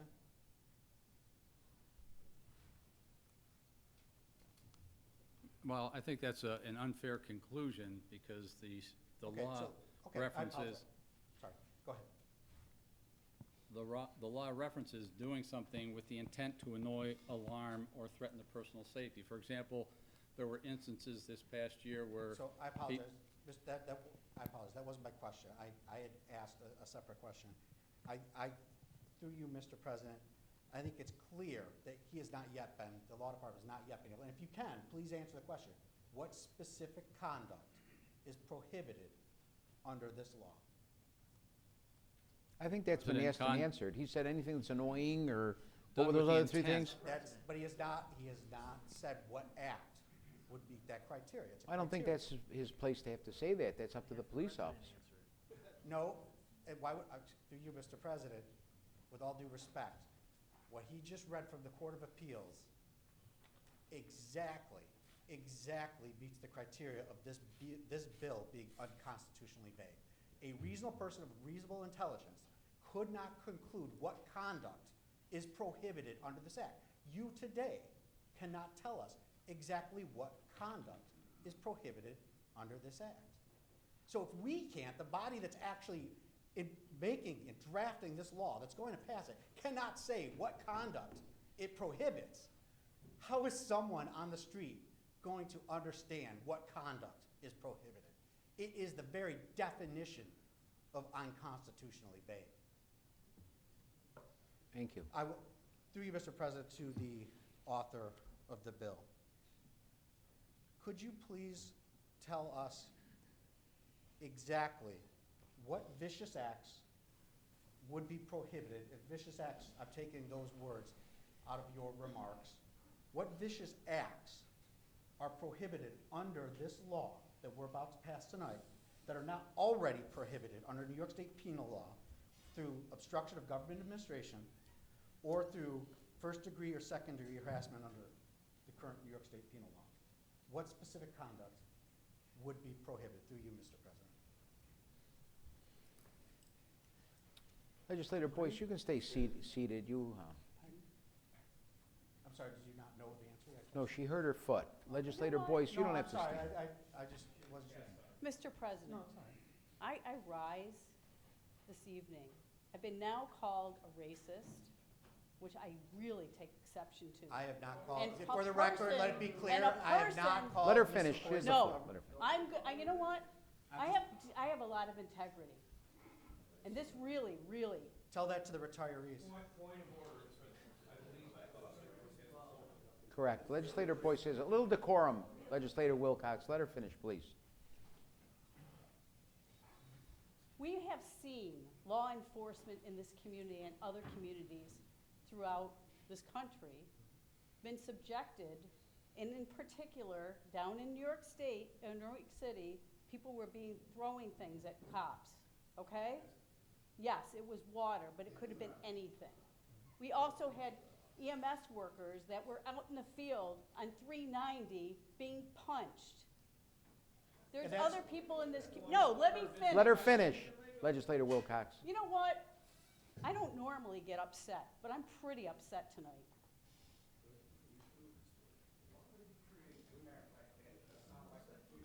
Please, sir, the public forum's over. Go ahead, Legislator Boyce. Our law enforcement, I am very, very aware that our law enforcement have much under their auspices to be able to make a subjective decision when they're on duty. Every day I work with young people that have come encounter with law enforcement, and the law enforcement could have charged them with a crime, but no, they took them home to their families. So I understand that they have the power to be subjective. So with regards to what you want me to answer, vicious acts would be something like punching, harassing, coming into the middle of a scene of a crime, and not allowing our law enforcement to do their duties. That's what I'm telling you, sir. Thank you, through the president, to the author of the bill. Unfortunately, it sounds like the author actually is unaware that current law actually addresses those items. Current law, whether we're talking about New York State penal law obstruction of government administration, which addressed the last scenario that she described, or whether or not we're talking about punching a police officer, those are all currently against the law. And, by the way, let me just second that I also abhor anyone that would harass, anyone that would assault a police officer while they're performing their duties. That's why it's already against the law. What we are doing here tonight is passing a piece of legislation to make a particular legislator feel good about the fact, or better, about the fact that she has helped deny health care to retirees of the Monroe County Sheriff's Office. I don't think that pertains to the matter on the. I will say this. I will close it stating why. I'll explain my vote. This bill is clearly a solution in search of a problem, because we already have laws on the books to protect our law enforcement officers. That's why none of them came to us clamoring for this. Thank you. Any further discussion? Legislator. I'd like to explain my vote. As a previous first responder, a former volunteer EMT, I know how it feels to go into tense situations for the betterment of the community. If I was still certified, I would be glad to know that a law like this is going to be enforced. I know that I agree with my colleagues on the other side of the aisle saying I hope this law is never enforced, hoping that people now knowing that there is repercussions in county law, that harassment, throwing objects on any first responder is now into county law. Thank you, Legislator. Legislator Flagler Mitchell. Thank you, Mr. President. You know, I want to clarify that I know Legislator Boyce believed that if someone called her racist, I'm the only one that used the word racist. I didn't call her racist. I said this bill is racist. And it's racist, and it reminds us of laws that have been passed, like the Fugitive Slave Act and all these things to keep a group of people in check.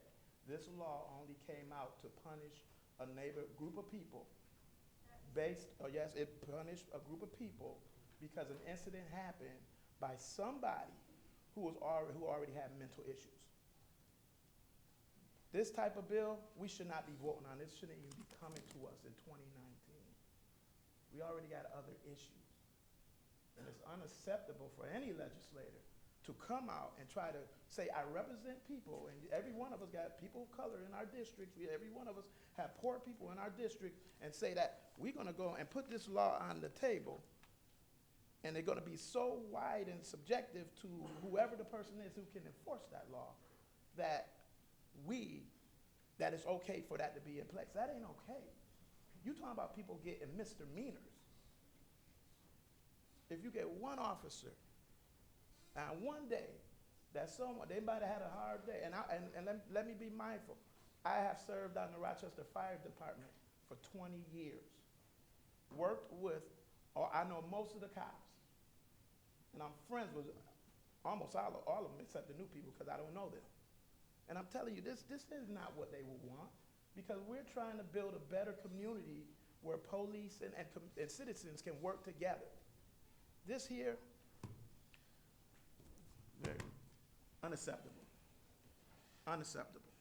Legislator Shepherd. I also rise to explain my vote. I spent 32 years in Rochester Police Department as a law enforcement officer, and I will not disparage my colleagues on the other side of the aisle in terms of their intent. But as I read the proposed law, what jumps out at me is just one word: annoy. Because the fact of the matter is, you all annoy me. We all annoy you. And I say that in the sense that to use that standard opens the door for anything, a look, a feint. As a young policeman, I would have loved this law, because it would give me the power to do whatever I wanted to do. As a police chief, I would hate this law, because it would set up my officers to be doing things that I know they don't need to be doing, making decisions that they don't need to make, and having situations go to places that in the long run, we'd be talking about it on the news because somebody resisted this arrest. I have sat here for 18 months and listened as these retired officers talked about their pension and their health care. Promises made, promises not kept. And if we were really concerned about law enforcement and first responders, that's where we would have taken care of business relative to what they stand for. Okay, let's go to a roll call vote. Mr. Marinetti? Yes. Ms. Cayley is excused. Mr. Alcoffer? Yes. Mr. Ansello? Yes. Ms. Barnhart? No. Mr. Broth? No. Ms. Boyce? Yes. Mr. Brew? Yes. Mr. Delahanty? Yes. Mrs. DeFlorio? Yes. Mrs. Draw? Yes. Mr. Felder? No. Mr. Flagler Mitchell? No. Ms. Halstead? Yes. Mr. Hebert? Yes. Mr. Howland? Ms. Lamar is excused. Mr. Lightfoot? No. Mr. Mafucci? No. Mr. Michike? Mr. Morelli? Mr. Rockow? Mr. Shepard? Ms. Taylor? Mr. Turp? Mr. Wilcox? Mr. Wilt? Mr. Zale? President Carbone? Yes. 17 to 10, motion to adopt passes. Next item. Item number 3, referral 19-0312. Moved by legislator Marinetti, seconded by legislator Delahanty. This is for introductory purposes only. Next item. Item number 4, referral 19-0312. Moved by legislator Marinetti, seconded by legislator Delahanty. This is a motion to table. All in favor? Roll call vote. Mr. Marinetti? Yes. Ms. Cayley is excused. Mr. Alcoffer?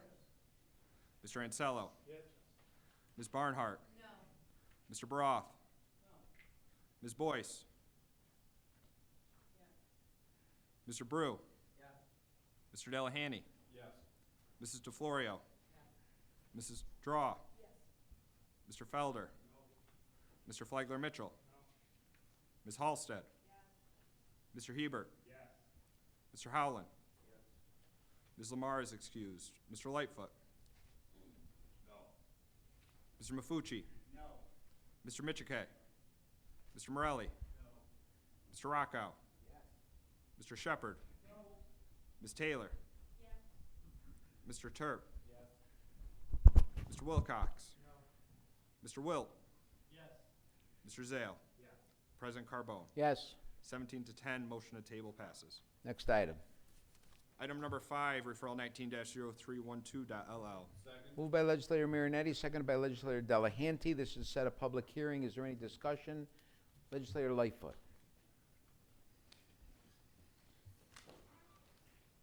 Thank you, Mr. President. I'd like to explain my vote. Mr. President, I received this today a little after 5. Mr. President, and after digesting it, Mr. President, I see that that there are some flaws in what has been written, and it contradicts itself. I think it's not written properly, and that as a legislative body, we may find some problems down the road. One of the contradictions I do find is simply in the beginning of our charter as the county legislator and the powers and duties, as we have underscored by adding material and stricken material by deleting that, and it contradicts with.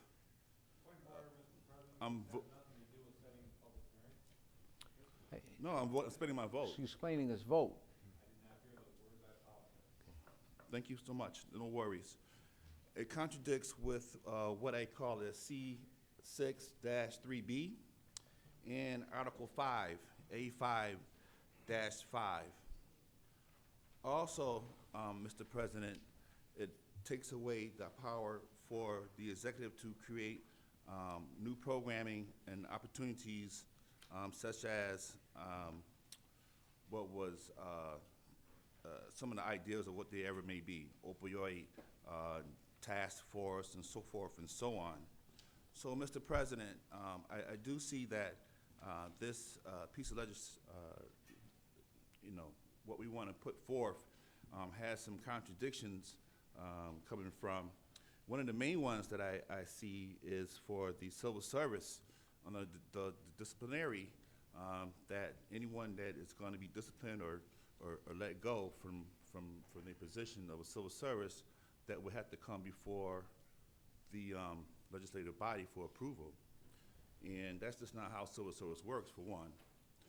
Two, I was fired by the county. Legislator didn't vote for that. Of course, I'm the boss now, right? So to say. So those are the things that I find as a problem with this legislation that's in front of us. Instead, what it's going to do is install government, because we'll be arguing over the gray areas of this proposal, because it's poorly written. It doesn't define. So in this particular case, Mr. President, and for those who hear, I will be voting no. Thank you. Thank you, Legislator Lightfoot. Legislator Felder. I'm explaining my vote. You know, for Barack Obama was elected president in 2008. And before he could even be elected, before he could even be sworn in, Mitch McConnell declared that his goal was to make Barack Obama a one-term president. And he spent 8 years trying to obstruct everything that President Obama did, including not allowing him to fill a Supreme Court seat. This is pathetic. You know, we watch the Republicans in Washington, D.C., how they operate. They think they're above the law. You know, no matter what the president does, it's okay. And we see that here. You know, for the last 4 years, whatever County Executive DeNolfo wanted to do, in lockstep. And we also supported a lot of the things when they made sense. This to me strikes as a very petty and vindictive and low-down, low-life piece of legislation that's really designed to handcuff the incoming county executive and cut them off at the knees. And I really don't appreciate this. I think it's a violation of everything that we should stand for as a country and as a county. And you know, normally I come in and I'm all jovial with the other side. I couldn't even go over there, because if you guys really pass this, it will signal to me that the whole idea of bipartisan cooperation and any kind of collegiality and camaraderie, yes, thank you, John, is over. Because this is ridiculous. This is one of the worst pieces of legislation I've ever seen in my life. And I can't even believe that you're even contemplating doing this. But it just shows, you know, elections have consequences. Adam Bella won a fair election last week. Had the county executive been reelected, I'll be working with her again. You know, that's how the government is supposed to operate. This is a violation of how government is supposed to operate. And for anybody over there, and I'm looking at you, to think that this is okay and call yourself Christians and talk about Christian brotherhood and love and all that stuff, it's garbage. This is awful. This should not be passed, and it should be withdrawn immediately. Of course, we know you're probably gonna pass it anyway, because that's how y'all do. That's how I've been doing since I got here, and this really disgusts me. So I'll be voting no. Legislator Mafucci. Thank you, Mr. President. I rise to explain my vote as well. Had to do this relatively quickly, so hopefully I'm quoting the right sections here. It looks like the charter says that when you abolish, transfer, or curtail any power of an elected You want to use the mic, Legislator Mafucci? Sorry, we can't use the mic. Oh, sorry about that. Well, they're a little smaller. Had to look at this relatively quickly. Going through the charter here, if you're going to change the power, abolish, transfer, or curtail any power of an elected officer, there needs to be a permissive referendum, so I'll be voting no. Thank you. Legislator Barnhart. I also rise to explain my vote. Just to add to what my colleagues have said, I'm generally in favor of checking the executive branch. And probably after 30 years, the county executive does have too much power. And I think this is a really worthwhile discussion to have. But it should not be had in haste. Anytime you're going to make extensive changes to the charter like this, it needs to be done thoughtfully. And I'm willing to have those discussions, but it should not be done this way in such a cynical and bad faith manner. And that's why I will be voting no. And I think Legislator Mafucci made a really good point. Anytime you're changing the powers of the executive, it usually does have to go before voters. Legislator Baroff. Thank you, Mr. President. I too rise to explain my vote. Like most of us, I watch the news at night and I see what's going on in the nation. And I remember in past years hearing what goes on when Republicans lost the governorships in places like Wisconsin. And I hear about, oh, there's a power grab. Oh, we must curtail the power from the governor. And I think to myself, oh, this is ridiculous. This won't happen here. Why won't it happen here? Well, because we live in New York State where we actually have a certain degree of value for the governance, value of listening to what the people have to say. Well, it turns out we're a little bit wrong. If there was any doubt, there's a desire to hang on to power or a total fear of someone else gaining power, one or the other, then you must do anything to rein that in. Well, that's very regrettable. There are a few good things in here. I remember voting for increasing the contract limit from $5,000 to $20,000. Some of you may recall that as well. And there were some good rationales for it.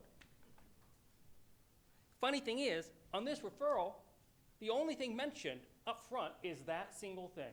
As if to say, oh, we're just taking back one little thing, and maybe a few other things as well. But then I go through the referral itself. Oh, all of 3 hours ago, thank you, matter of urgency. Why is this a matter of urgency? Is it really that terribly urgent? I don't think so, not unless someone's trying to hang on to some power. The majority has to confirm executive positions. The county executive can't create positions without approval from the legislature.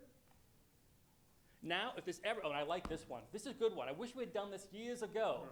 When we actually ask for information in writing, we get a response in 30 days. I think that's great. Why didn't we do that 10 years ago? Why didn't we do that 4 years ago? I wonder. Cynical me thinks there might be a cynical answer to that. The budget now is going to be due on the 10/15 as opposed to 11/15. Okay. I think people in the administration might now say, that might be terribly difficult. How could we do this? That's too much. I bet you they'll say that. But hey, it won't be your administration in the next time. That doesn't matter so much. We'll make them jump through that hoop as quickly as possible. And us looking to approve every single contract that comes up. Oh, and by the way, now the administration, as I'm sure you know, they can't even say, this is a sole provider. Now they have to get that permission from us to say, someone is a sole provider. And we are oh so efficient. We just added on 30 days to the process of getting a contract approved. Well done. All in the name of hanging on to power or fearing so desperately that someone else might get it. And there's more.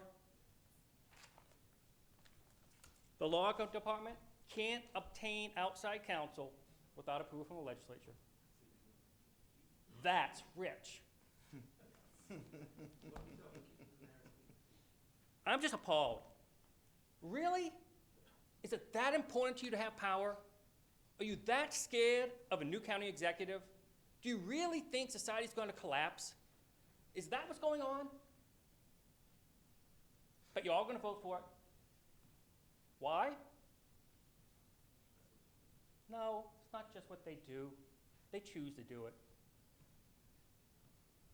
The last time I saw a Republican member of this body vote against something that was of meaning and substance was in 2011 or 2012, and they immediately lost their chairmanships as a result.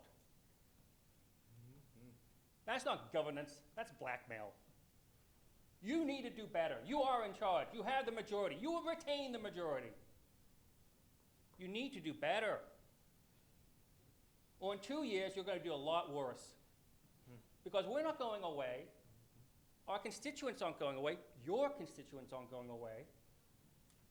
When you do things as a matter of urgency, that's a sign that something's wrong.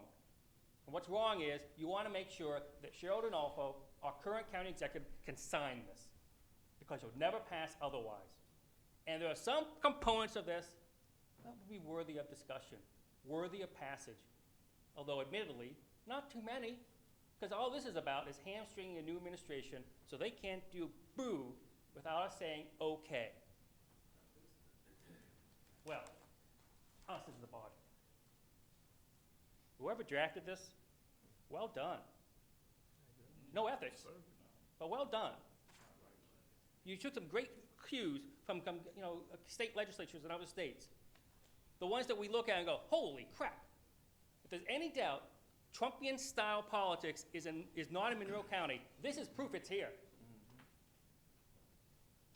I'm embarrassed. And it does no good for me to rant and rave, I know. Legislator But it Morelli? needs to be said. Thank you, Mr. President. I rise to explain my vote. Well, that didn't take long. You guys are already worried. You're already afraid of a bellow administration. Well, look it. I think what's very clear, and I speak to all of you as legislators, for those of you who will be here next year, those of us on this side of the aisle that will be here next year have all intents and purposes of working together. We can actually work together. There are things we can do. The people who have been sitting back here for the past year that have been standing up there begging us. They're not public speakers. They didn't sign up for this. We did. All of us here, we signed up for this. We signed up to take a stand for them. And those of you who will be here next year, your voters, your constituents, have voted for you to stay. They want you here because they trust you. They don't want that administration here anymore. They've been very clear about that. And yet, it hasn't even been a full week. The polls would have still been open. We still would have been begging for votes a week ago. And all the people of Monroe County, Mr. President, have said is they would like a change at that table. They kept you guys in the majority. They think that you, Mr. President, are doing a good job. You and I, both elected in Irondequoit, our constituents think we're doing a good job. But yet, you come in here and you say that our first matter of business is to pull away any chance of trying to work together. There's not even, we can't even get a week in. We haven't even been able to congratulate each other. And to those of you who had victories, congratulations. Well done. You worked hard. But instead, you bring politics right into this room where we can put politics aside. So what that table changes? Big deal. We'll go on. And by the way, we weren't the ones who decided it. It was the people outside of these walls that decided it. I'm guessing we probably all voted in this room. But the majority of people said, time for a change. Time for something new over there. And the very first thing you do is say, we don't want that table to have power anymore. To my colleague's point, maybe there are some good things in here. Maybe we could change some of the powers of the county executive. We're not opposed to that. We've been asking for those changes for years. Josh, you've been here longer than I have. Many of you have been here longer. You understand that we want some changes out of there. And believe me, there's an administration that's going to work with you. Because guess what, Mr. President? You still got that chair. He's going to work with you. But instead, you want to make it impossible for him to do things without your approval.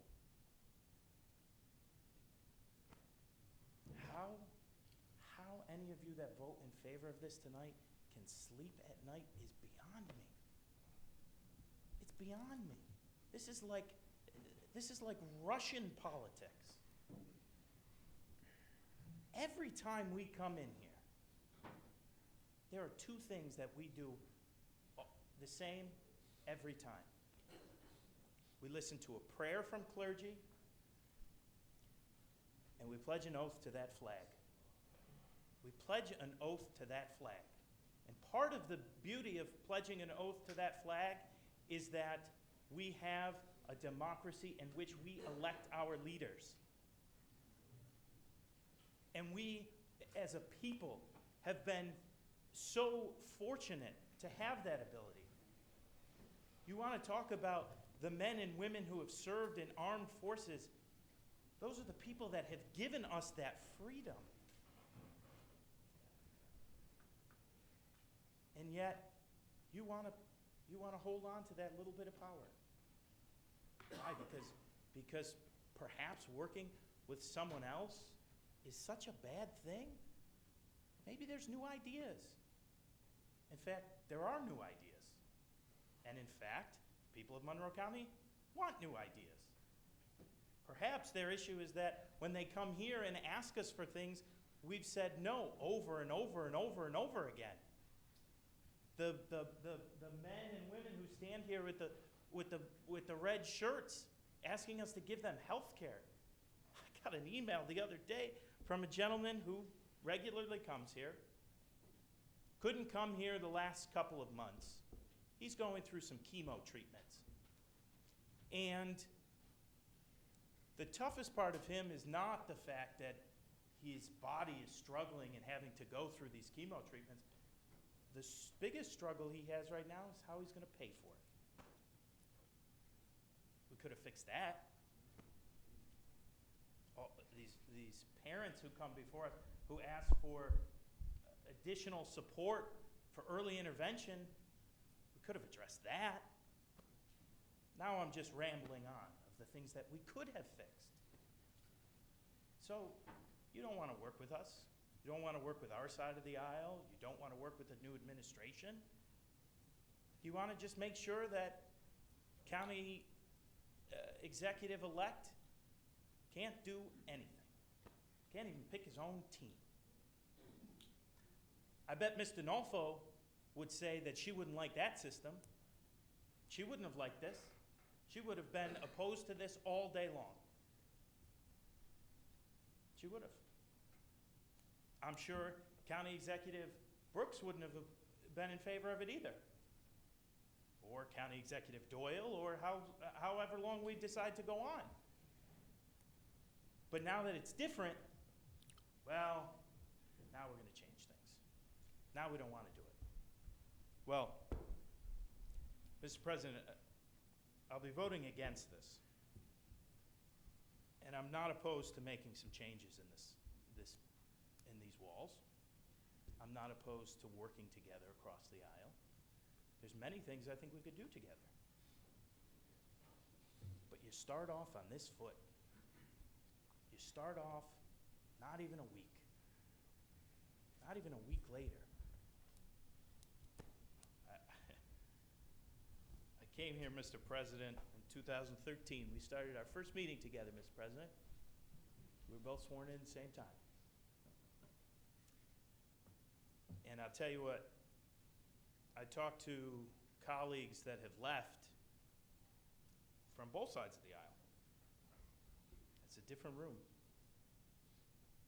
When I started, there was a sense of, well, you had the majority, but maybe you would listen. You don't even want to talk. You don't want to listen. You told, Mr. President, a Brighton High School senior, when he asked why it was that the climate action plan didn't get passed, Mr. President, your response to him was, yeah, well, when you get the majority, you can do whatever the hell you want to. I don't think I ever said that. Mr. President, I have the ability to continue. Yeah, I mean, give us Mr. your, President, I'm explaining my vote. Thank you. explain your vote. How do you know So- I said that? Where do you get that information? So, with that, Mr. President, I think we've clearly seen where we are and how any ability to work together is just not going to happen. Perhaps when a few of you are gone and a few new people come in, maybe we can talk. I know we got several new people here tonight. Congratulations on your victories, all of you. So with that, Mr. President, I will be voting in the negative. Let's go to a roll call vote. Yeah, I'm sorry. Legislator Rocca. I'd like to explain my vote, as I don't have many more votes to cast. You talk about how this president-elect, or county executive-elect, is going to be willing to work with us. 4 years, we didn't see him in this chambers. 4 years. Invited many times, and not once did he show. And that's his way of offering his hand. That's his way. The county elected 15 of us as a majority. We still have the majority because of the county. The county selected the 15. I'm not a legislator that's going to talk to hear himself talk. I'm just going to say a few facts. And I will be voting for it. Legislator Felder. Not for nothing, but I'll explain my vote in a little more detail. I've spoken to the county clerk. It's across the hall from the county executive. And I've spoken to the sheriff. So if we talk about the county executive, the current county executive, and I don't know why it didn't happen, but so this idea that he didn't come into this chamber, first of all, he's an elected official in his own right. And some of the ways he was spoken to in some of the correspondence I saw sent to him, my suggestion to him was don't you come yourself and don't send any of your staff either, because it was very disrespectful. And I think that to try Legislator to use Felder, we're talking about the public but hearing. yes, I know. You but already try- explained but- your but- vote. but I'm addressing my colleagues. So Mr. Rocco tried to use the excuse that he never came in this chamber to kowtow to the majority as the reason why they're doing this to him. That's ridiculous. That's vindictive. First of all, it's vindictive, but second of all, it's beside the point. He is now going to be the county executive, and it does not make sense for this legislation to go through and do this to him. Now, we can make whatever excuse you want to make, whatever helps people sleep at night and look themselves in the mirror when they get up in the morning. That's fine, but don't try to pretend this is anything more than what we know it is. This is an attempt to hamstring and hamper the county executive, incoming county executive, from being able to do his job effectively. So that you're explaining your vote, no. Legislator Wilcox. Thank you, Mr. President. I'd like to explain my vote. I am absolutely opposed to this because, unfortunately, this particular local law should have gone through the committee process. Once again, what we're doing in this body is consistent with what we've done over and over, and which the voters have largely rejected, which is to flout the law and the charter constantly for political goals and for political ends. The issue here is not whether Clerk Bello was in the chamber. The issue here tonight, and who's in the majority, frankly, you're still in the majority. That's what the voters said. But here's the point. Tonight, some legislators are nearing one of their last meetings. They may have one or two more, right? They're going to have a record of voting in one night for 2 local laws that are going to be overturned. That's quite, I think that might be a record. I think that's a record we're setting here tonight. So to explain my vote, clearly unconstitutional, not in accordance with the charter, not in accordance with state law. And unfortunately, we are once again bypassing the process that is in the charter. This is not a matter of urgency. It might be urgent because you want to take power away from the incoming county executive, but it's not a matter of urgency. We could do this normal course of business. You're still in the majority. We could do this in January. We could do this in January, but you don't want to wait 2 or 3 months. You don't want to have a public hearing and have it go through the committee process. Yes, you'll still have a public hearing, but you're not going to go through the committee We're setting a process. public hearing. Yes, you're not going to go through the committee process. Okay, But any you're- further you're- discussion? So, excuse me, Mr. President. Oh, I thought you were done. I am actually, you're right. Thank you. Let's go to roll call vote. Mr. Marinetti? Yes. Ms. Cayley is excused. Mr. Alcoffer? Yes. Mr. Ansello? Yes. Ms. Barnhart? No. Mr. Baroff? No. Ms. Boyce? Yes. Mr. Brew? Yes. Mr. Delahanty? Yes. Mrs. DeFlorio? Yes. Mrs. Draw? Yes. Mr. Felder? No. Mr. Flagler Mitchell? No. Ms. Halstead? Yes. Mr. Hebert? Yes. Mr. Howland? Yes. Ms. Lamar is excused. Mr. Lightfoot? No. Mr. Mafucci? No. Mr. Michike? No. Mr. Morelli? No. Mr. Rockow? Yes. Mr. Shepard? No. Ms. Taylor? Yes. Mr. Turp? Yes. Mr. Wilcox? No.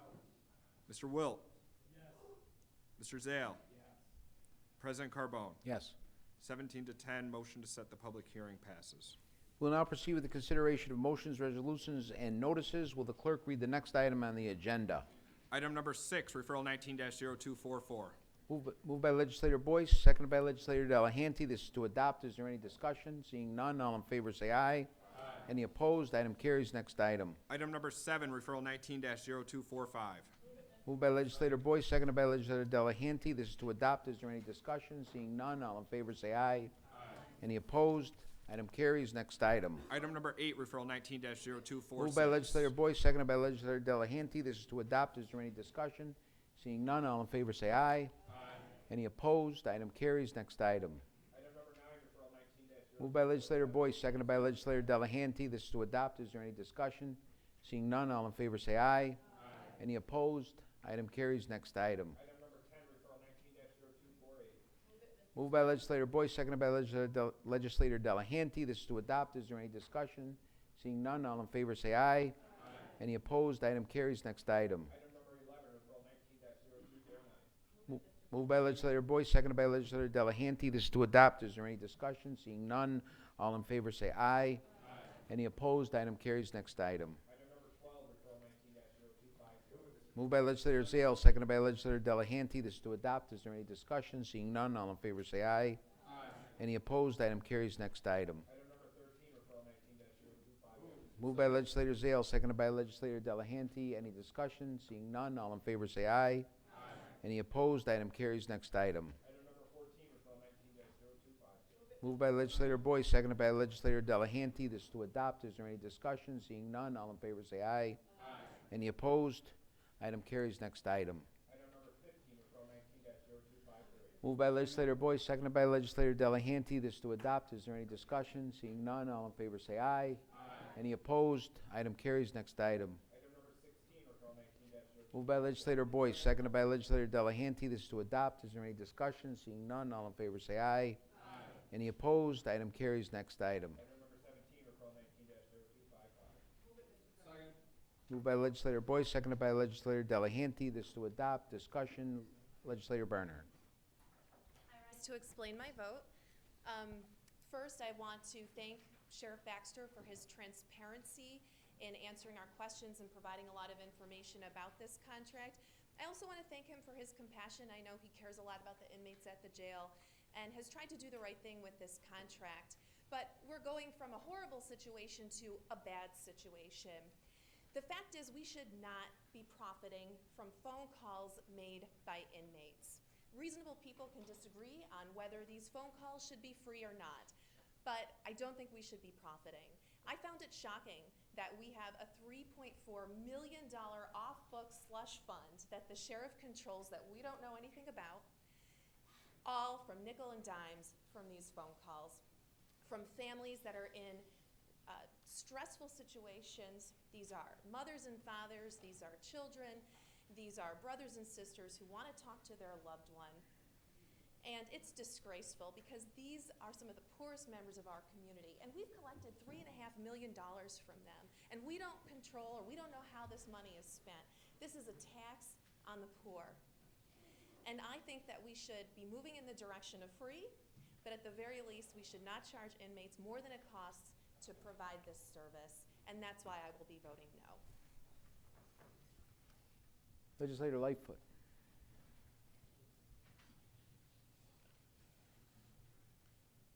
Thank you, Mr. President.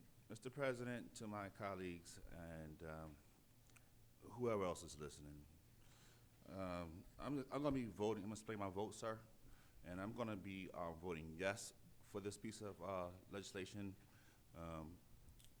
And the reason why, Mr. President, and to my fellow colleagues and others out there listening, is because I've been in the jails. And I worked there as well. And Mr. President, there needs to be a discriminant on the phone calls. Reason being is, if not, then everyone would want to be on the phone. And to manage that would be just too much. Currently, there's already fighting over the phones, even at the tax rate that they're paying right now. I know that for a fact because I've been there. And so I think that something needs to be in place so that it doesn't become a burden on our deputies out there, because it becomes a hard management point of view. So a discriminant, I believe, is necessary. And what the discriminant would be has been proposed by our sheriff, and that from that point, I'll just go with that. I'll take his recommendation. Thank you. Seeing no further discussion, oh, I'm sorry, Legislator Boyce. Yes, Mr. President. I rise to explain my vote, for I might fall over doing it, but I believe I'd like to ask a question to the superintendent of the jail.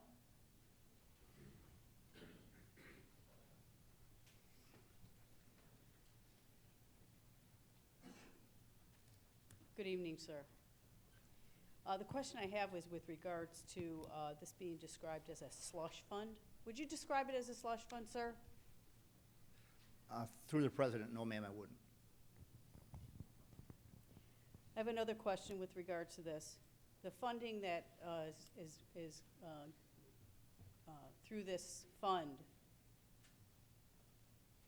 has been in place over many of our sheriffs.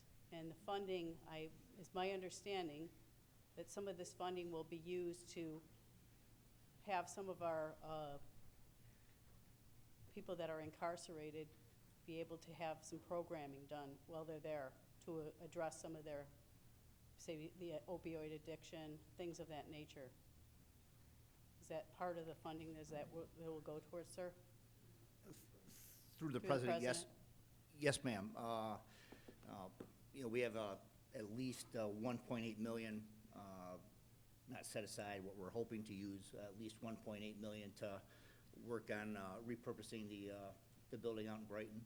And that's meant to provide vocational training, drug rehabilitation, the entire package. The sheriff's vision is to give the inmate population every chance to succeed on the outside, in an effort to not be reincarcerated.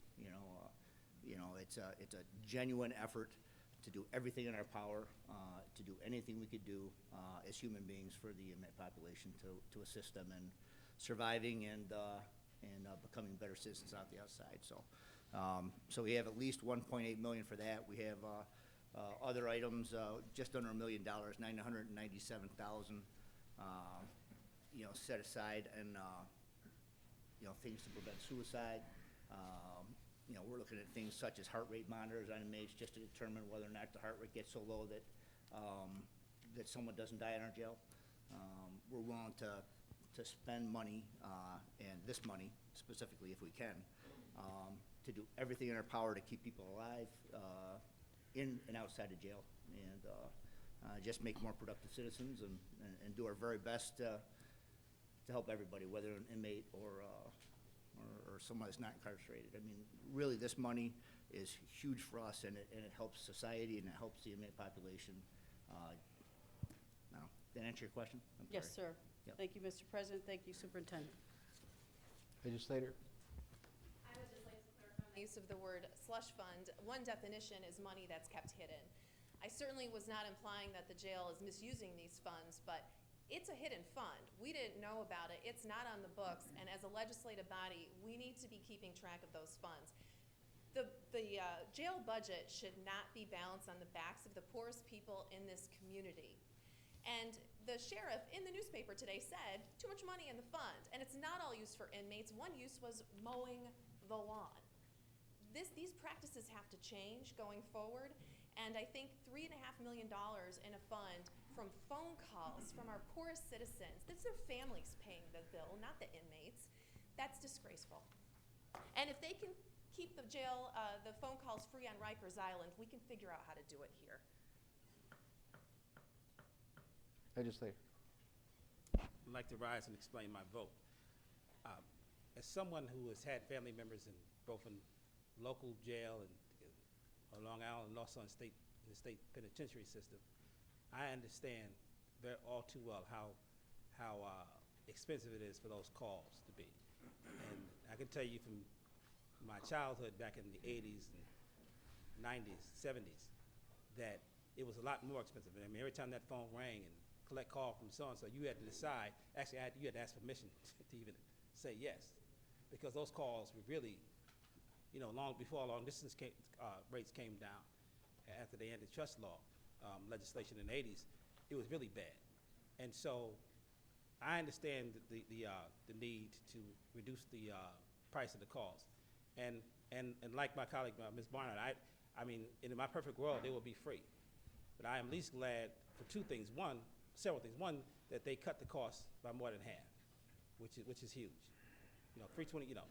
The other thing is that I have been assured by the jail superintendent and the sheriff and the undersheriff that if people do not have money and need to make phone calls, they do make provision for them to be able to make phone calls. That's important because I want to make sure that it's not something, if you don't have the money, you can't keep in touch with your family or your children or your loved ones. The other thing is I think that the sheriff has not only said that he doesn't see the need for such a large fund balance, he also is planning to spend it down by creating transitional housing over at the Brighton campus and doing some other things. And so the fund balance will only be a certain amount left for emergencies. And I would say that we probably should have an idea of what's in that account. I do agree that we shouldn't have money around that we don't know about. But I think on balance, this is a step in the right direction. It's not my perfect piece of legislation, but as I often said, I try not to make the enemy, the perfect the enemy of the good, and so I will be voting for this for those reasons. Okay, let's go to a roll call vote. Mr. Clerk? Mr. Marionetti? Yes. Ms. Cayley is excused. Mr. Alcoffer? Yes. Mr. Ansello? Yes. Ms. Barnhart? No. Mr. Baroff? Yes. Ms. Boyce? Yes. Mr. Brew? Yes. Mr. Delahanty? Yes. Mrs. DeFlorio? Yes. Mrs. Draw? Yes. Mr. Felder? Yes. Mr. Flagler Mitchell? Yes. Sorry, could you repeat that? Yes. Ms. Halstead? Yes. Mr. Hebert? Yes. Mr. Howland? Yes. Ms. Lamar is excused. Mr. Lightfoot? Yes. Mr. Mafucci? Yes. Mr. Michike? Yes. Mr. Morelli? Yes. Mr. Rockow? Yes. Mr. Shepard? Yes. Ms. Taylor? Yes. Mr. Terp? Yes. Mr. Wilcox? Yes. Mr. Wilt? Mr. Zale? President Carbone? Yes. 26-1, motion to adopt passes. Item carries. Before we move on to matters of urgency, I'd like to recognize and thank our County Executive, Cheryl Donalfo, for presenting her 2020 budget in these legislative chambers on October 31st. I'd also like to thank the finance team led by CFO Bob Franklin in advance for all the information you'll be providing for legislators over the next month as we review the proposed 2020 budget. Item number 18, referral 19-0256. Moved by legislator Delahanty, seconded by legislator Draw. This is for introductory purposes only. Next item, please. Item number 19, referral 19-0256. Moved by legislator Delahanty, seconded by legislator Draw. This is a motion to table. All in favor? Any opposed?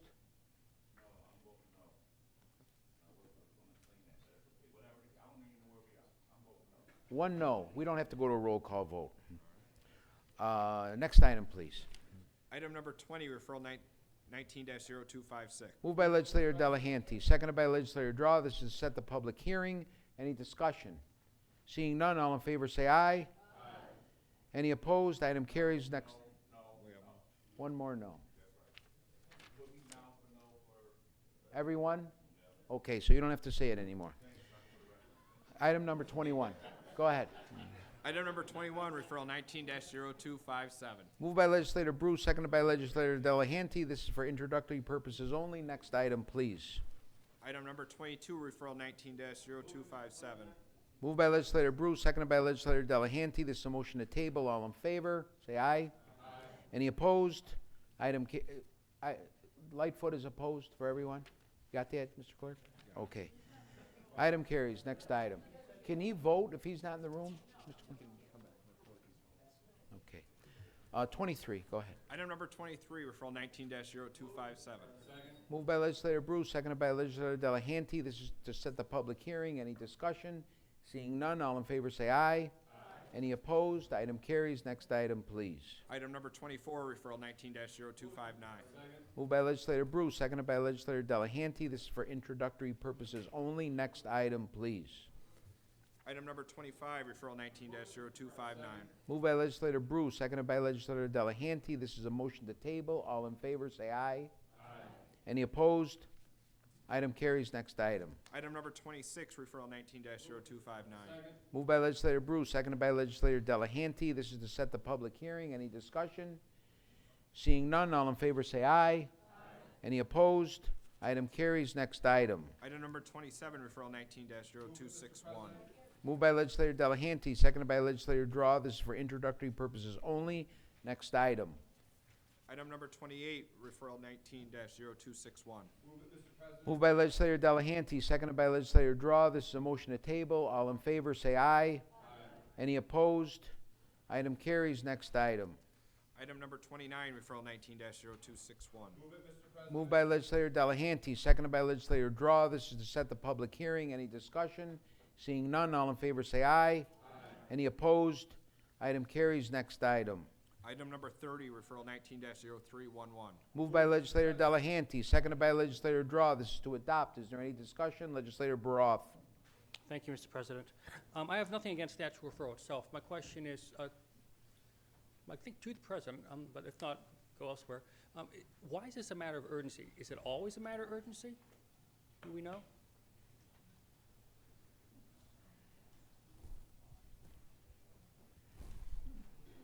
To the President, under state law, it must come before the next meeting of the body after it's filed. Okay, but through the President to the administration, but didn't we have this information earlier? I mean, I thought the hours had to be produced, I don't know, back in the spring and the summer through the President. Through the President, that could be possible. We get the information when it's given to us. Okay, so the legislature didn't give you the information until recently then. Is that correct, through the President? That's correct. I'm sorry? Through the President, that's correct. Okay, thank you. Any further discussion? Seeing none, all in favor say aye. Any opposed? Item carries. There is no unfinished business. Legislator Marionetti. and adjourn until 6 p.m. Tuesday, December 10th, 2019. Thank you.